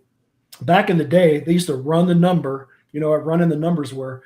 It was before there was a state lottery. They used to gamble based on the last 3 or 4 letters of the volume of the close of the Dow Jones Industrial Average, because it was in the paper. Everybody could verify the number. It was a Friday, the Friday evening close that had that in the paper, and they knew what the number was. And he would run the numbers, and he literally didn't make any money on it, but he was like the bad guy. He would go everywhere he went. Someone would hand him that slip of paper because it had to be turned in by Thursday or something. And all week he'd collect everybody's number. Yeah. And the little mafia guy would come into the VFW club on, you know, Thursday morning or whatever. He'd give them all the numbers, and he literally he never took payment. It was like the football pool, fantasy football. People just wanted to play the number, and he was trusted enough where if they won, if the number was small enough, I mean, it was a big number. I think you had to go someplace to get it. But you know, if you won $100, he would literally give you your $100 or whatever. And, because he was that guy. People had that kind of trust for him. And again, that's the kind of thing that you and I grew up with, and maybe people miss that now, but it's still there. It's harder to You see. just made me realize something. I don't know what Buddy Shoemaker's actual name was. I guarantee you it wasn't Buddy. Yeah, no, my I grandpa's never name. even thought about it. I mean, that's just who he was. I'm sure he had an actual God-given first name. I couldn't. If I was on Jeopardy, I would lose the whole jackpot because I wouldn't be able to. Man, I knew as a kid. I'm sure he's passed away long ago, but you know, if you said what's his actual first name, Buddy, no, wrong. my grandfather's name was Uriah. Okay. Thus he went by Buddy or Bud. You know, everybody called him Bud. And you know, but that sense of community and that ability is still there. And again, it's harder to see now, and there isn't a lot of community trust and building. But if you can establish it, and the beauty again is, you know, you have technology now, so you don't have to just be. My grandfather's sense of community was limited to a very small geographic region of the coal mining town he lived in. Yeah. So he was limited by that. But we don't have that limitation today, right? You have a reputation through social media of who you are. I have a reputation through my business. You can use these other networks to get out who you really are and serve that community, and you'll be rewarded for it again, both just satisfaction as well as income. Yeah, I mean, part of this too is if you don't have anything meaningful to do, you have really two choices, and neither of them are good. I'm looking for this comment that was made here. Yeah, here. Hey, Alabama. And I knew people like this growing up. I would say one of my grandfathers was like this. Hey, Alabama said, my father-in-law sat in his recliner to the point he left a print of his body in it, including his arms and hands on the arms of the chair, and he died. His boys see no reason to be different. So we used to call that waiting to die. And that was what success was, that you worked long enough that you could afford to pay your bills without working anymore, and you sat on your ass until you died. And people like that have more health problems and they don't live as long. That's just, when you stop moving, shit starts breaking down. We see people that are young, but they're in a coma, let's say for 6 months, or they're incapacitated. They have to learn to move again. Right? You're not immune to that when you're older. It actually hits you faster and harder. So one option is sit around and do nothing until you die and have your health and your fitness degrade. And the other option is people that don't have anything to do get bored. And what do people do when they're bored, John, and they have money? They go out and do what with it?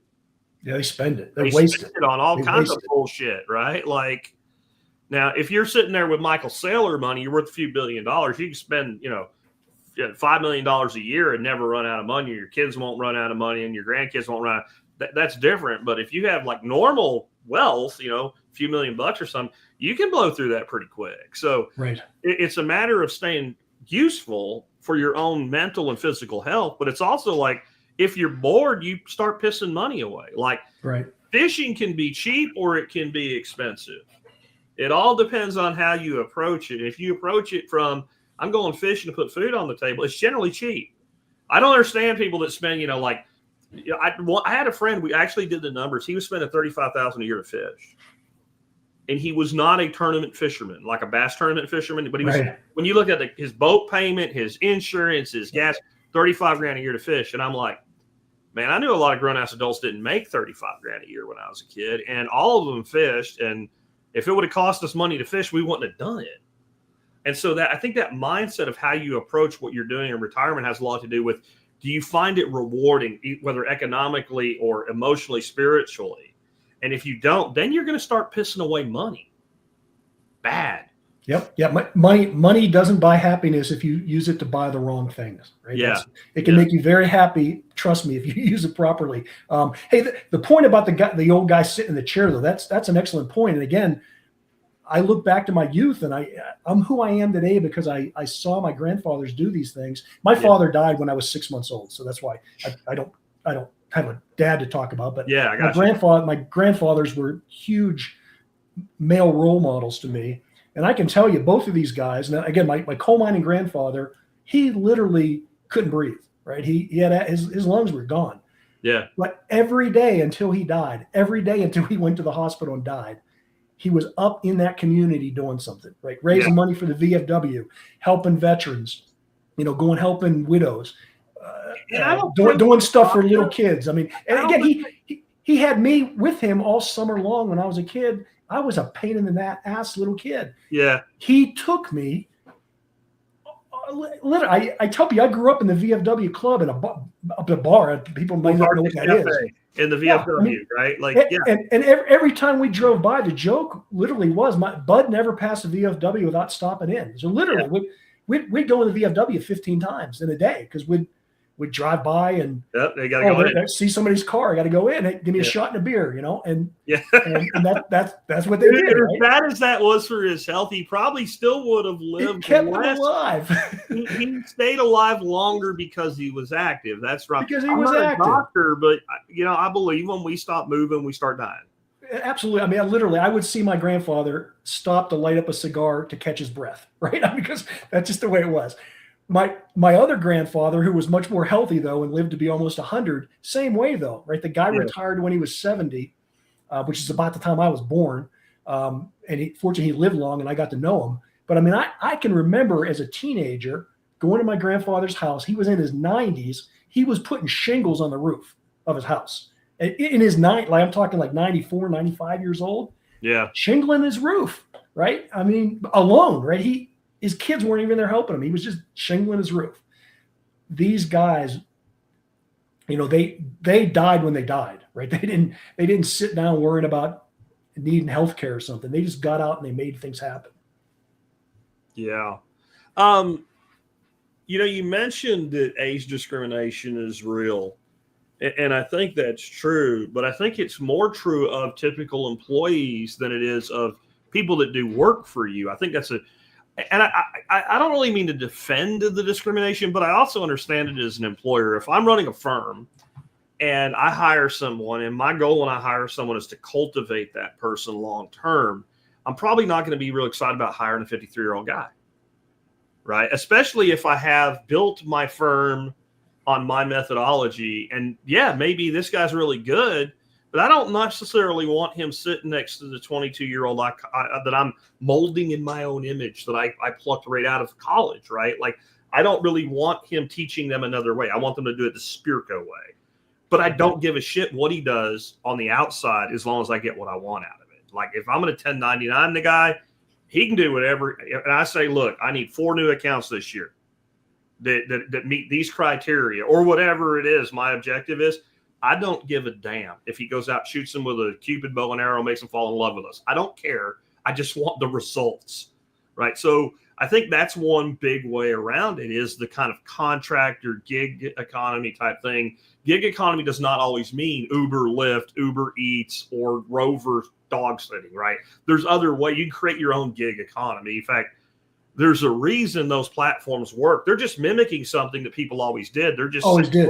That's all it is. They're digitizing labor. They're just digitizing a service. Right. Absolutely. Yeah. And that's the discrimination, age discrimination is real, and it gets real for a reason too. People are old and crotchety. Maybe you don't want them around, right? But if you are old and crotchety, you got to turn that into your value proposition. What are you doing to solve that guy's problem? How are you fixing his pain points?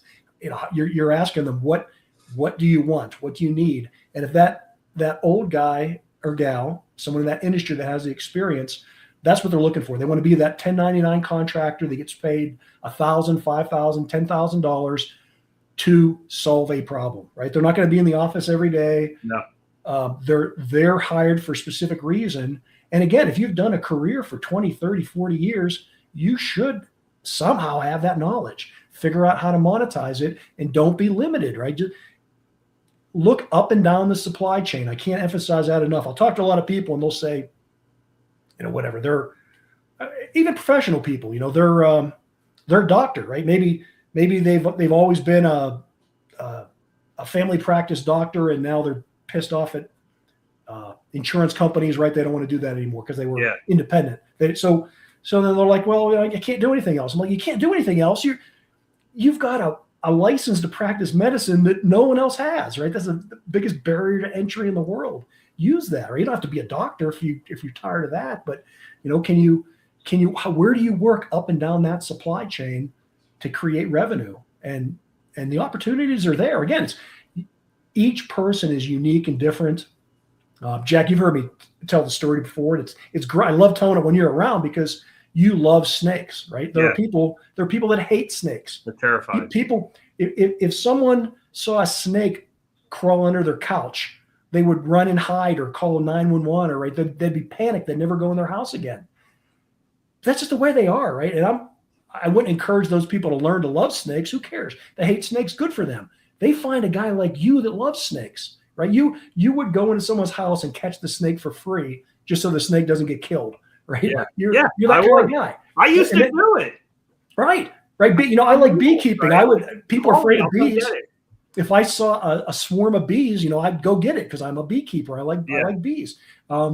That's a way of pointing out that everybody has different likes and dislikes and talents and abilities. And don't try and like snakes if you hate snakes. No. But build that community and that relationship where you know people that do, so you can help them, because there's going to be something that they don't like that you do, and I can't emphasize doing that networking enough. And especially for me, right? I'm very introverted. A lot of people say, you talk all the time. Well, I talk all the time about things I like to talk about, right? But if you get me talking about something I don't want to talk about, I shut up. I don't talk about it. For me, the biggest way that I advanced my career and my, earning capacity and all that was networking. Once I learned to really network, and again, it's that same, what do you need? Just asking that question. What do you need? Oh, I know this. I don't do that. I know a guy that does it. Yeah. Once I started doing that as a sales guy in my 30s, that's when I started to prosper. Yeah. It wasn't about just doing what I did. It was building that community where I knew other people that did other things, and if I could just match them up. And not enough people know how to do that. So if you're in that career field, look at where those pain points are and how you can bridge those gaps. And again, you're not limited to just your employer anymore. You can work with competitors. You can work with the suppliers. You can work with customers. There's a gap somewhere. And again, I know when you were in sales, this happened. What we really need is X. And if they need X plus, and you sell Y, and they need X and Y, that's really easy, right? You go find them X and you give them Y with it, and then you get the sale. But when you're doing that, you need the sale. When we're in this stage of life we're talking about, you don't need the sale. You also might be like, when I worked for Fluke, if I had I know a guy with Siemens, and if I bring him in, it's worth something to him, and I could probably basically bill as a consultant to bring him in. But if I would have done that when I was working for Fluke, I would have gotten fired all the way to the poorhouse, right? Like I couldn't do that back then. But had I stayed in that line of work, I could totally do that when I'm independent. What are you gonna bitch about? I won't bring your product in, then I'll bring this other guy's product in. Get out of here. Like, you have that freedom, and that makes you a better networker, because you can make money on it, but you don't necessarily have to. It's just that you could. And so you can even cherry pick, like, this is really easy. I'm just going to flip this, but this is actually going to require some coordination, so I'm going to bill for it. Right? That's just a different. And again, I think it's very easy for an entrepreneur to instantly jump to these things, because you make your living doing this on a daily basis. And that's why I hate ideas. I was like, don't bring me ideas. Why? I have too many. If I did 5% of my ideas, I would have no time for anything at all. So I don't need any more ideas about how to make money, and you go do your idea. But I'll even help you do your idea, because I want to see you make money, right? Yeah, but I ain't doing it. I'm not doing it. I'll tell you. I'll give you some opinions on it. I don't want to do it, but I'll help. Ideas are useless. Sure. Execution is everything. Exactly. That's going to be in the new book. So if you're not going to retire, I guess there's people that would look at that and say, well, if I'm going to work for the rest of my life, then I don't really need to save money. I can just spend all the money I want. For those, I know John knows where I'm going with this, but for those that have been listening, you've noticed that most of the stuff we've talked about doing to enjoy your non-retirement retirement, which is maybe your book, The Non-Retirement Retirement. That's your next book, John.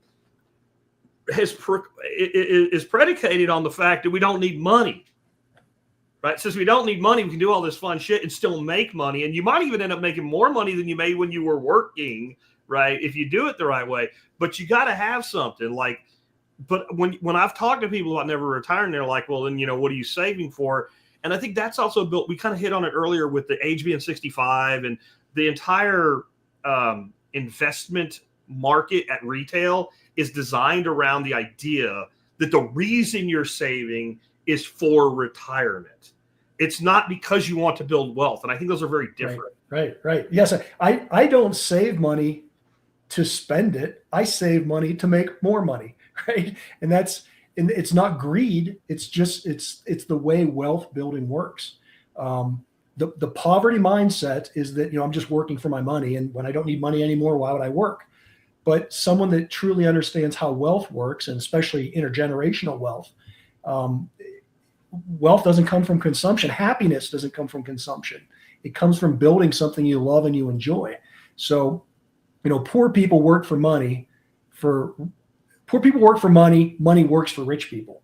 And you got to get that mindset. How can you make your money work for you as opposed to you just working for money? And again, if you're doing it based on the things that are important to you, with your core values, the things you love, then you're not greedy about it. You're not making. If I go out and put into my business here, just because I think it's the best example I can make. If I work with somebody that has $1 million and I can help them make $2 million, or if I can even work with someone that has $100,000 and someday get them to where they have $1 million, yeah, I get paid along the way and all that. But the gratification is knowing that I just helped somebody change their life, right? Yeah. Someone that had the parts, but they just couldn't figure out how to, do it all on their own, or they needed me just to do the investing side of it. There's so much gratitude in being able to help someone do that. And when I do that, it just makes me more money because they tell other people and then other people come to me. So it's no different in any other business though. If you work for the right reasons, you will be happy, you will be joyful, and you'll have more money than you can spend. Yeah. When you said that you save money so it can make you more money, it made me think of one of our mutual favorite books, Richest Man in Babylon. Right. And there's a part in it where one of the really rich guys, Algamish, I think is his name, he's teaching this guy Acrid and teaching him how to make money. And Acrid follows the advice well, makes a bunch of money, but then buys a bunch of shit with it. And when Algamish comes back and asks him, like, well, what happened? He goes, I did all the great things that you said. I made all this money. And, well, what are you doing with it now? And he's like, well, I went and bought a fine robe, and I had, I got, the seat at the chariot races and whatever. And, and Algamish says, you fool, you ate your children. You ate your children. Basically, so when you earn a gold coin, and you put that coin away, that 10% away that's in the book, then that should be forever. That never comes out. It must work for you like a slave, and its children will work for you, and its grandchildren work for you. But you fool, you ate your own children. That was probably the thing that hit me the hardest in that book. That mindset of you save the money and then you go out and spend it on something. Yep. And, as I've learned more and more about wealth, the wealthy never sell their freaking assets. They either borrow against them and generate tax-free income off of it, or they roll them into a better asset. They never liquidate their assets ever. And that's why the rich get richer, because they leave all the assets. And whose assets do they spend? Yours. When you retire and just start draining your retirement account, they use printed money to buy your assets from you. And the where it all boils down to with wealth is that why wealthy people are truly wealthy isn't because of their money or even their direct assets, but it's that they use those assets to buy their freedom, right? They're not buying consumer products, they're buying freedom. Yeah. And what does that mean? Freedom means your time, right? If you're a slave, then someone has you 100% of the time. Mm-hmm. To the extent that you can do what you want, you're not a slave anymore. And so when you've bought your freedom, what you've bought is time, right? And the most valuable commodity on earth is time. More valuable than Bitcoin, Jack. Yeah. Oh, no, I agree with that. Right? Time. And when you get to be my age, you really realize that. Yep. I have maybe this much time left on the earth. And that's that. Nothing else matters. It's what do I do in that dash, in that area. And when you're managing your wealth properly, and what we're talking about, right? You're retired, but you're doing what you love to do. It's because you're spending your time doing the things you want to do. That's the commodity of time, and it is literally the most valuable thing you'll ever have. There is a dystopian movie. I don't remember what it's called, but it really hits on that. And it's this idea that in the future, there's too many people. And their solution is they decide, and I don't remember what the age is. I never really watched the movie. I just know about it. Let's say you get to live till you're 80. Right. You get to live till you're 80. And at 80, you get the needle like a dog, right? It doesn't matter what health you're in. You've had your time, you're done. But because of that, people start trading time like money. And I'll sell you 1 month of my time. Right. With the thought of it's like a gambler then.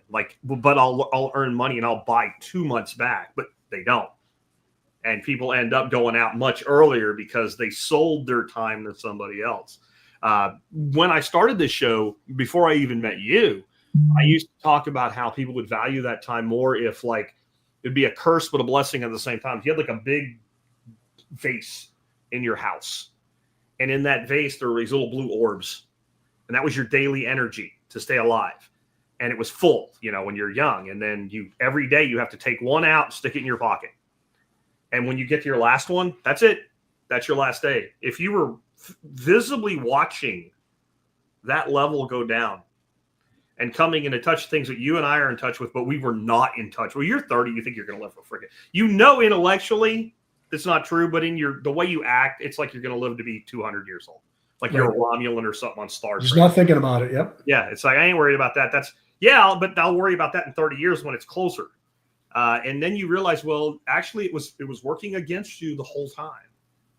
And wealth is about making the value of that time higher because you enjoy it instead of suffer through it. Right. Another movie that hit on that was the Adam Sandler one called Click. If you ever saw that. I haven't seen that. He gets this magic remote, and it starts out really goofy and funny, and he could rewind or fast forward or pause real time with this remote. So this hot chick goes jogging by and he rewinds it and watches her go by again. But all of the stuff that we think is not worth being there for, like sitting at a high school graduation and stuff like that, he fast forwards through it all. And by the time you get to the end of that movie, it goes from being a comedy to a very serious movie about the value of life. And what you miss is the things that you don't realize you value going through life. I think it was called Click, if I remember right. It was a really good movie, honestly. Yeah. And again, that's what I want to emphasize to the young people, right? Because if you're my age, it's not too late, but you got your time's running out. Yeah. It's like planting a tree. If you're young, you got to do it 20 years ago. So start today, because it's going to take you 20 years to achieve that. But man, the rewards are there, right? Both in terms of physical wealth, as well as, I don't know what you want to call it, spiritual, social wealth, whatever. It's achieved, but you got to work for it. And everybody has it in their grasp to do it. And the happiest people you meet will be the people that have done it. You say the poor work for money, money works for the rich. That's kind of a rich dad, poor dad mantra as well. It's been stated many ways over time. I think what people need to realize, though, when they're listening to this, if they are 20 years old and you're not a prodigy of money from your family and you don't have anything yet, you have to work for money first, and then money can work for you because you don't have any money. And I think that one of the reasons young people are so miserable and don't realize the opportunity they expect instant results. And why not? They've had instant results their whole life. Somebody threw the microwave, right? The microwave. That's bad enough. But now they get a tablet when they're 5 years old. They're watching 3 cartoons at the same time while they're playing with a toy truck. Everything's instantaneous. By the time they get to that curious stage, they learn basic reading and writing. Any answer they want is immediately there. So I went to college. I did what I was supposed to do. I got an A. Why don't I have a $200,000 job? Because you're an idiot. You don't know anything yet. Don't know anything yet. And that's okay. That you will actually start to learn your job when you get a job. You will not learn your job in school. You'll learn certain skills and knowledge, but you won't have any ability to do your job until somebody takes a risk and hires you. I think that's another thing people don't understand. When you hire someone that's never worked somewhere before, as an employer, you're taking a risk, right? It's actually expensive to have an employee fail, even if you're able to get rid of them quickly. And that's in a state like Texas. Like if you went to work for me in Texas, John, I could be like a week into it, I don't really want you to work here anymore. Goodbye. And nothing happens, right? It's a right to work state. It's still expensive. If you're in Ohio when I do that, it could cost me more to get rid of you than to keep you and try to make you leave. Like it can be very expensive. So when I'm hiring some new unproven person, I'm going to bring them in at the absolute bottom. I'm going to make them prove to me that they're worth me taking more risk on them. Yeah, and those challenges that these people go through are what's going to make them valuable in the future, right? When someone's starting from nothing or they're not getting everything handed to them, it's working through those problems that make them. That's how you acquire the wisdom, right? You don't get wisdom just by being old. Right? No. You get wisdom by solving problems. Stuff. Yeah, you got to do stuff. You got to do stuff. And that comes back to the 1099 contract work we talked about too, and why an older person willing to work as a 1099 contractor with the wisdom, with the ability to solve a problem, a specific problem, can actually maybe get the job where the younger person wouldn't, because they're not hired. They're coming in to do one task and they're done. I want to point out, I know we're probably running out of time. One other thing I just thought about with talking a lot about 1099 and mentoring and things that older people can do with consulting work and things. There's been a thought process in the last 10 or more years that recruiters have gone away, because back in my day, man, recruiters, I'm talking headhunter job, corporate job, headhunting recruiters. There was a lot of guys that had their own private firms and they made big money placing people at different jobs. Things like LinkedIn came in and a lot of those guys ended up going out of business. But LinkedIn is not a substitute for a good recruiter, right? And I've seen just in recent years, and some people that I've met that are kind of back into the recruiting business, man, they are making really good big money because of what you said, right? You're not going to bring in some millennial that isn't any good, you can't get rid of. They're making that match of the marriage between the employer and the employee. That's just, they're not just reading a resume and trying to place somebody in a job, right? They know what the job needs. They have a network of people. They know what the people can do, and they're bringing the two together, and they are getting paid big bucks for it. And people that are just relying on LinkedIn, they're not getting anything. But the guys that can really make those relationships, they're making good money. I'll tell you the secret sauce in recruiting, because one of the firms I managed with Neil was a recruiting firm. You don't place the candidate into the job. This is not how you recruit. That's nonsense, right? So that's what LinkedIn's good for. I need someone that checks these 5 boxes. Here's a candidate. Let's interview this guy, right? That's not what a good recruiter does. What a good recruiter does is like a talent scout. You find the guy who is like really, really good, that feels 1% underappreciated where he's at.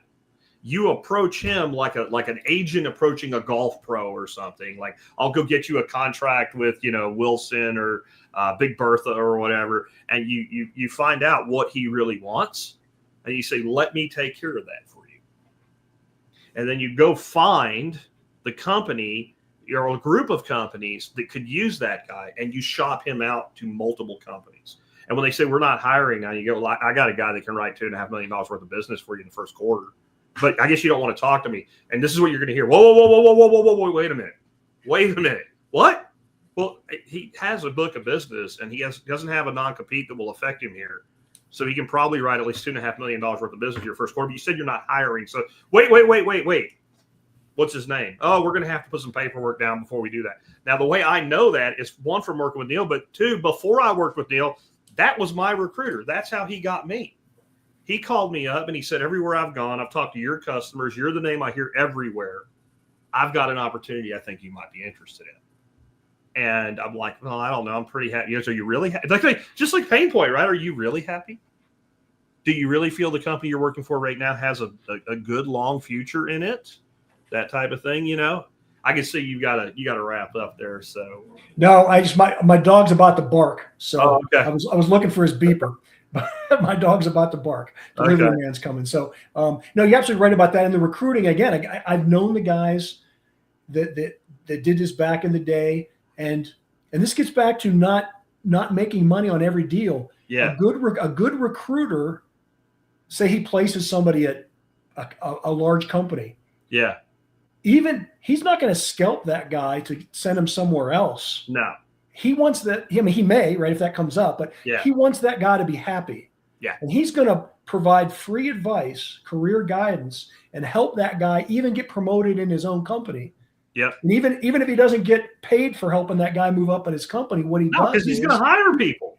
That guy's going to hire people someday, Exactly. right? And who's he going to go to? He's Yeah. going to go back to that old recruiter that helped build his career. But people don't see that, right? They want a quick transaction. And again, the people I've met over my life that have made good money and been very happy, had very happy, fulfilling careers. It's not about making the money. They make money because they're doing the right thing and the money follows them. Yeah.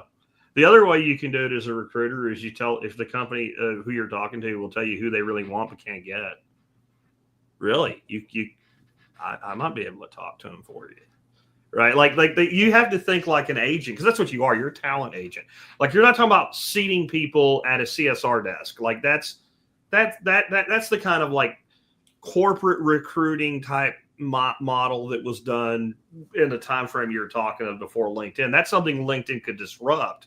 This higher level kind of corporate gunslinger, rainmaker recruitment, or top tech talent, the guy that can write code in his sleep, literally, like that's not going anywhere. And I don't care what AI does to it. Like, we do need you to get it right, write you another book though, John.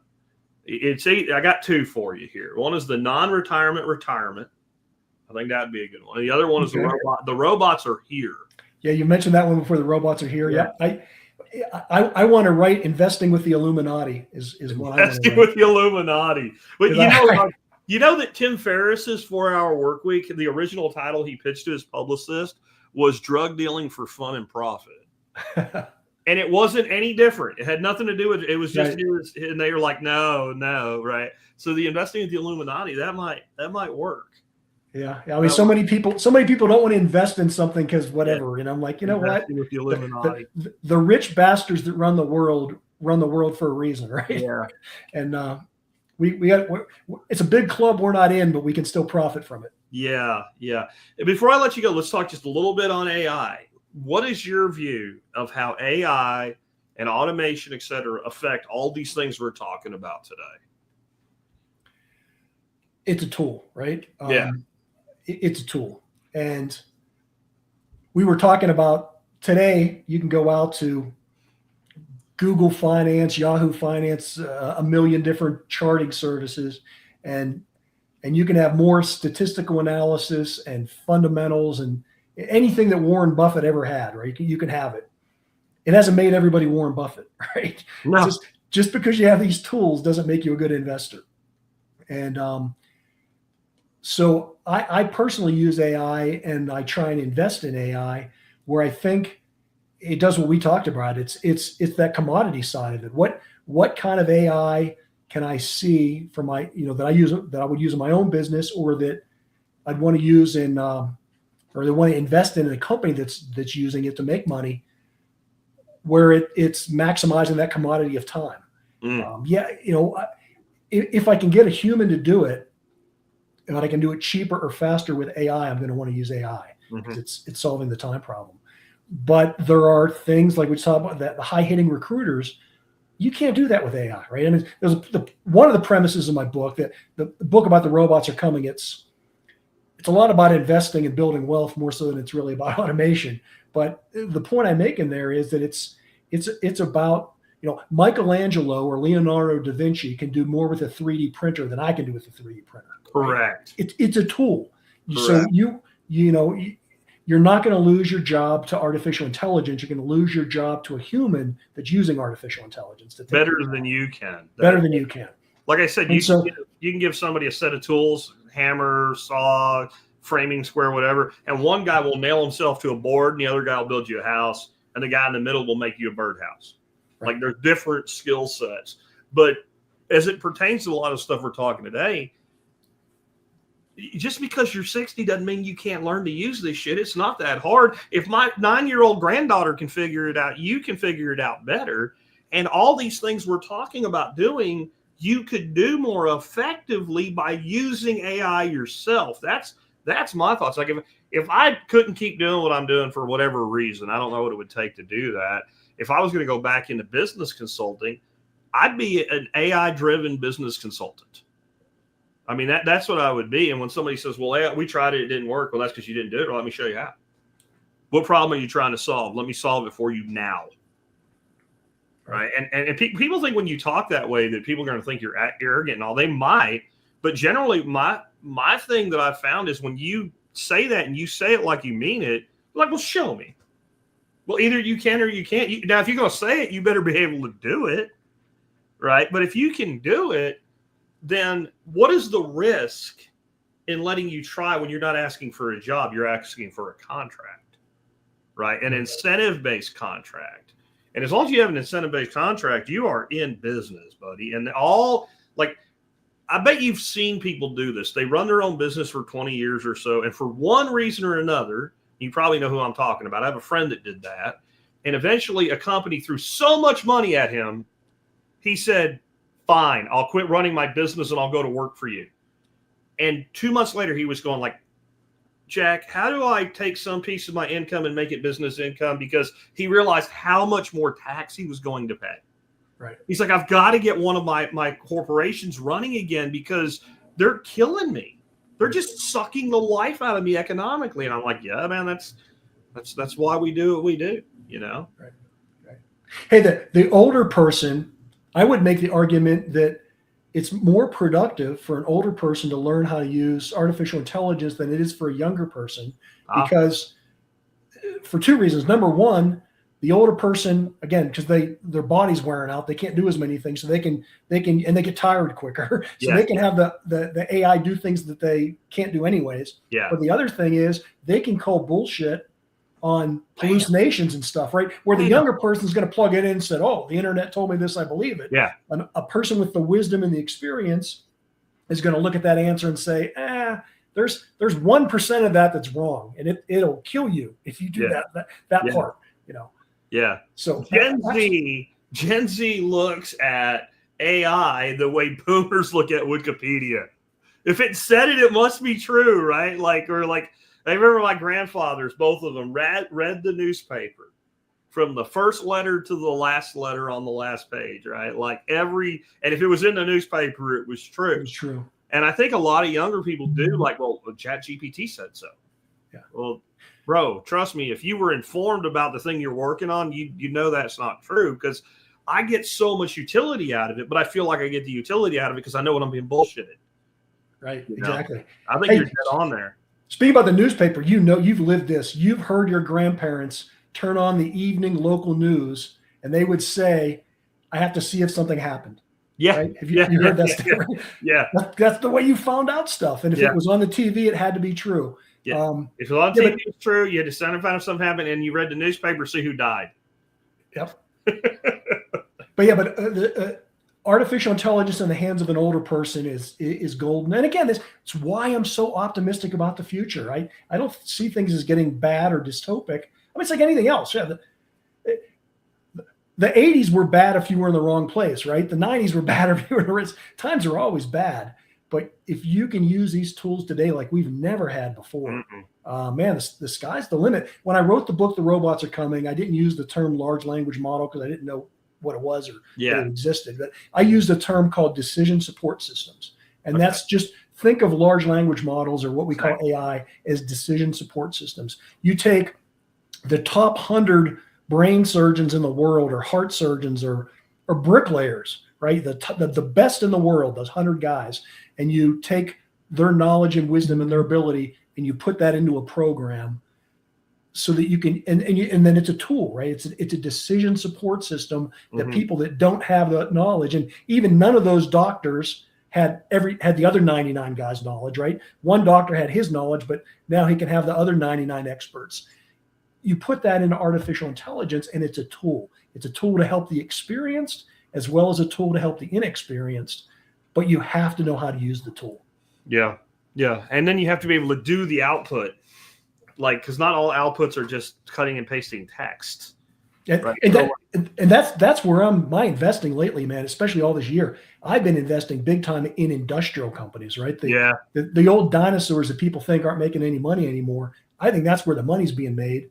Bro, I think we're fixing to see a lot of money coming. A lot of it, right? You can only do so much with Google, and it's not that I don't like Google or Facebook or these other companies. Yeah, they're great money makers, and the reason they've been money makers is because none of the Mag 7 have a physical product. You right, they're able to digitize stuff, right? Yeah, you make a lot more money selling your laws of life in a digital copy than in a book, right? If you're doing it that way, just because you don't have to pay transportation costs, stuff like that, right? It's digitized, and that's why these companies made so much money. But we're at the point now, and especially since we've come to and I don't know, 20 years too late, but we figured out that China's actually not our friend, right? They're our enemy, or at least our adversary. Yeah. So we've learned now that, you can only move so much around with electrons only. You got to have the physical product. You have to have the coal. You have to have the copper. You have to make the widget. And man, I think industrial companies are going to, they're going to be the Mag 7 of the next decade. And there is something about the skill versus the knowledge, right? So, like, one of my little hobbies is I like to go to gun shows. I like to find shitty looking guns with nice pieces of wood underneath them, take the gun apart, strip the stock, and refinish it. Sure. Right. And maybe do a little touch up rebluing and all, and make a pretty gun out of an ugly gun because I like to do it. I can write down exactly how to do that. I can put pictures in a book, and it will be exactly what you need to do it. You won't get good at it till you've done a few. Right. You're not gonna do a true oil finish with your finger and get that gorgeous coating the first time you do it. You're gonna have to do it. When I was really young and I was in fiber optics, and you'd bring somebody in, teach them how to polish a connector. You get this little puck, and it sits on this little rubber pad with a 1 micron abrasive on it, and you make a figure 8. And you show them how to do that, and they're like, "That's easy." And they do it, and you look at it in a microscope, and you hand it to them, and they go, "What's that big booger on it?" "That's the thing you didn't polish out right." And then you sit there and you take 2 seconds to do it and show it to them, like, "Oh, I see what to do now." And it takes them, a few weeks to get even half decent at it. And after a year of doing it, you can literally do 2 at the same time and have it perfect. But you have to develop the physical skill to go with the mental knowledge. And that's why I think that is a good sector to be in right now. Somebody that's actually making a thing, producing a thing, having an output beyond ones and zeros. Because you can replace output of 1 and zeros with artificial intelligence. There's a lot of things that we're never going to be able to do the way that we can with actual craftsmanship, if that's the right word for it. No, that's so true. Yeah. And that gets back to the experience thing too, right? You're not selling necessarily even a product, you're selling an experience. It's physical. You want a physical. We all love your podcast. We all listen to you, but we like showing up to the workshop, right? Because it's physical. We're together. Press palms and have bread together, There's that physical component that's never going to change. That's always going to be the highest price in the supply chain. Well, John, man, I appreciate you being here with us today. I know you advertise on the show so people know already, but you have a couple of websites. You want to tell people what they are and what they'll find there? Yeah. So my investing firm is investablewealth.com. You can find my services there. My podcast, Wealth Steading Podcast. We're in our 11th year. I don't even have 500 episodes yet, so I'm not as prolific as my friend Jack, but I've taken what I've learned from Jack and used my limited talents and abilities as a content creator to do that. And there's 400 and some episodes out there. I don't sell it. If you want to listen. I give you my knowledge of what I do with my money, and you can take it or leave it. But Jack, it's always great to be on the show. I haven't been on as a guest like this in years. I don't know why. It's been so long. Yeah, but, if you'd fill out the form once in a while, we would have you on.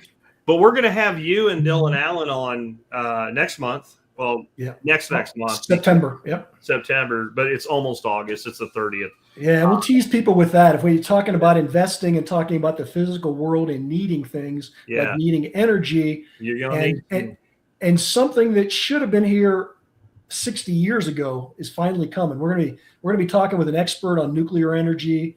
We're talking about like a real expert, not some talking head guy, a real expert in the industry, and we're gonna blow your minds about what's going on with nuclear energy. And it is coming back, I guess. I mean, that's going to be an interesting discussion because I want to know what we're going to do differently this time. Because if you walk into a nuclear facility, you walked into 1963. Right. All of them that are in existence today, you're like, oh, look, it's 1963. Like, it's just old tech. And I think that,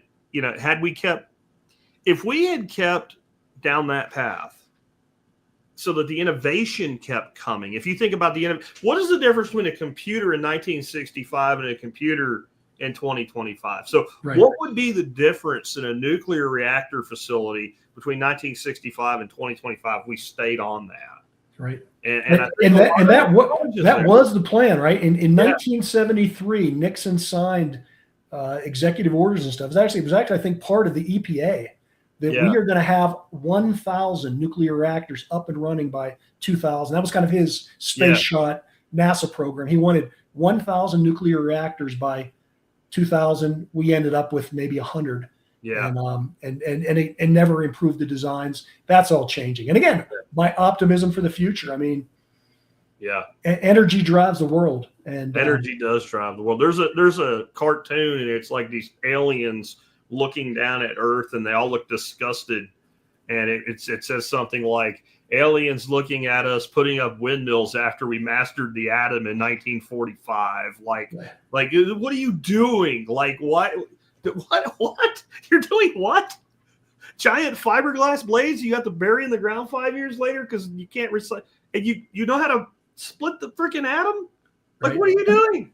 And that's the problem we've seen for, again, my optimism for the future. We're being driven by some crisis and different things to change the stupid status quo. And one of the things that the Orange Man, I get, there's a lot of reasons to hate him, a lot of reasons to love him, but what he, I think, is doing with deregulation, if it really happens, man, we are going to see, again, some growth like you. Yeah. In fact, I wore my shirt today. You can't see it. It's kind of by accident, but my Reagan, this is my Reagan shirt. Whenever people start talking MAGA, I pull out my old Reagan memorabilia. I think Trump the deregulation that Reagan did in the 80s drove the economy for the next 20 years. Yeah. The 90s boom was the Reagan boom. People don't think that way. Trump's like Reagan, except he says really stupid shit. Reagan was really good at like playing the little like super nice guy and being funny, and Trump can be funny, but then he'll say just dumb. Like, why are you like? You can even like sometimes when he's at like a rally or something, you see like his ardent supporters, the people that stand in line for 3 days to be at the front, and then they're listening to him talking. You even see those guys kind of go like, bro, what are you talking about? Canada's going to be the 51st state. Like, people are like, how are you not upset about that? I'm like, because this is never going to happen. Well, why is he saying that? I don't know. Maybe he had a traumatic brain injury. I don't know. But that's the last thing I would want is Canada to be a state. Two things about Trump, though. Here goes my dog barking. Two things about Trump. The Canada is a 51st state. I think he's a magician, right? I think he's getting you to look at Canada. Yes. And it's Mexico, right? Mexico is going to end up being the 51st state, but he can't say that because, we hate Mexicans type thing. I don't know. Yeah. So one thing he does is just a magician. The other thing is, I mean, let's face it, he's a lifelong Democrat. Yeah. And he's mastered the technique of lying. And so he is the ultimate politician. He can literally say anything and then look at the camera and deny he ever said it. I mean, it's actually beautiful. I mean, it shows you how corrupt and bad the system is. Oh, it is. Like, but he's mastered it. He's mastered it. He can say something that dumb and still be president. right? Like it's not like he only said those things after he became president. He said dumb things a long time ago, and he is a Democrat. People don't get that. He is a populist Democrat. All the policies that they're all angry about are all their policies. Like tariffs are a Democrat staple policy until now. But the customer pays the tariff. The customer always pays every tax. Every tax. Right? Yeah. So who pays the tariff? Well, the corporation that's the importer. I thought you guys wanted to tax corporations. Right. I thought you guys thought we should always just tax the rich. Wouldn't the importer be the rich guy? I mean, the guy that's got 40 containers coming in from China on a ship, he isn't buying it with the savings bonds he got from his confirmation. Right? He's got money. He's the rich guy. That's who you wanted taxed. They don't, it's protectionism. I thought you guys were all union members. I thought you guys love protectionism. It's the upside down world we live in. It's like somewhere about 15 years ago, we had a splinter in the timeline like Star Trek, and we're in some weird, twisted parallel timeline is how it feels right now. Which is why I just enjoy life, right? I just laugh at it. Again, investing with the Illuminati, I get up every day and I say, how can I make money off of this nonsense? Yeah. You control things that's in your sphere of influence. Yeah. Worry about that stuff and just make money on everything else. Yeah. Anyway, John, thanks for joining us today, man. This has been fun. Thank you, my friend. I appreciate you, Jack. Thank you and Dorothy. Love everything you guys do. Thank you, man. All right, guys, real quick, I want to wrap up here. That went long, but it was fun, so it was great doing it. Let's start off with, if you guys are not yet MSB members, please become an MSB member. We talked about money a lot today. One way to have more money is to spend less of it. And sometimes you can spend money to make money. That's the old saying. Well, if you buy a membership in something that you pay $35 a year for, and the first time you order something on it, you save $50, which is very doable. You just came out ahead $15. And every time you use it going forward, you make more money. The MSB really does put money back in your pocket.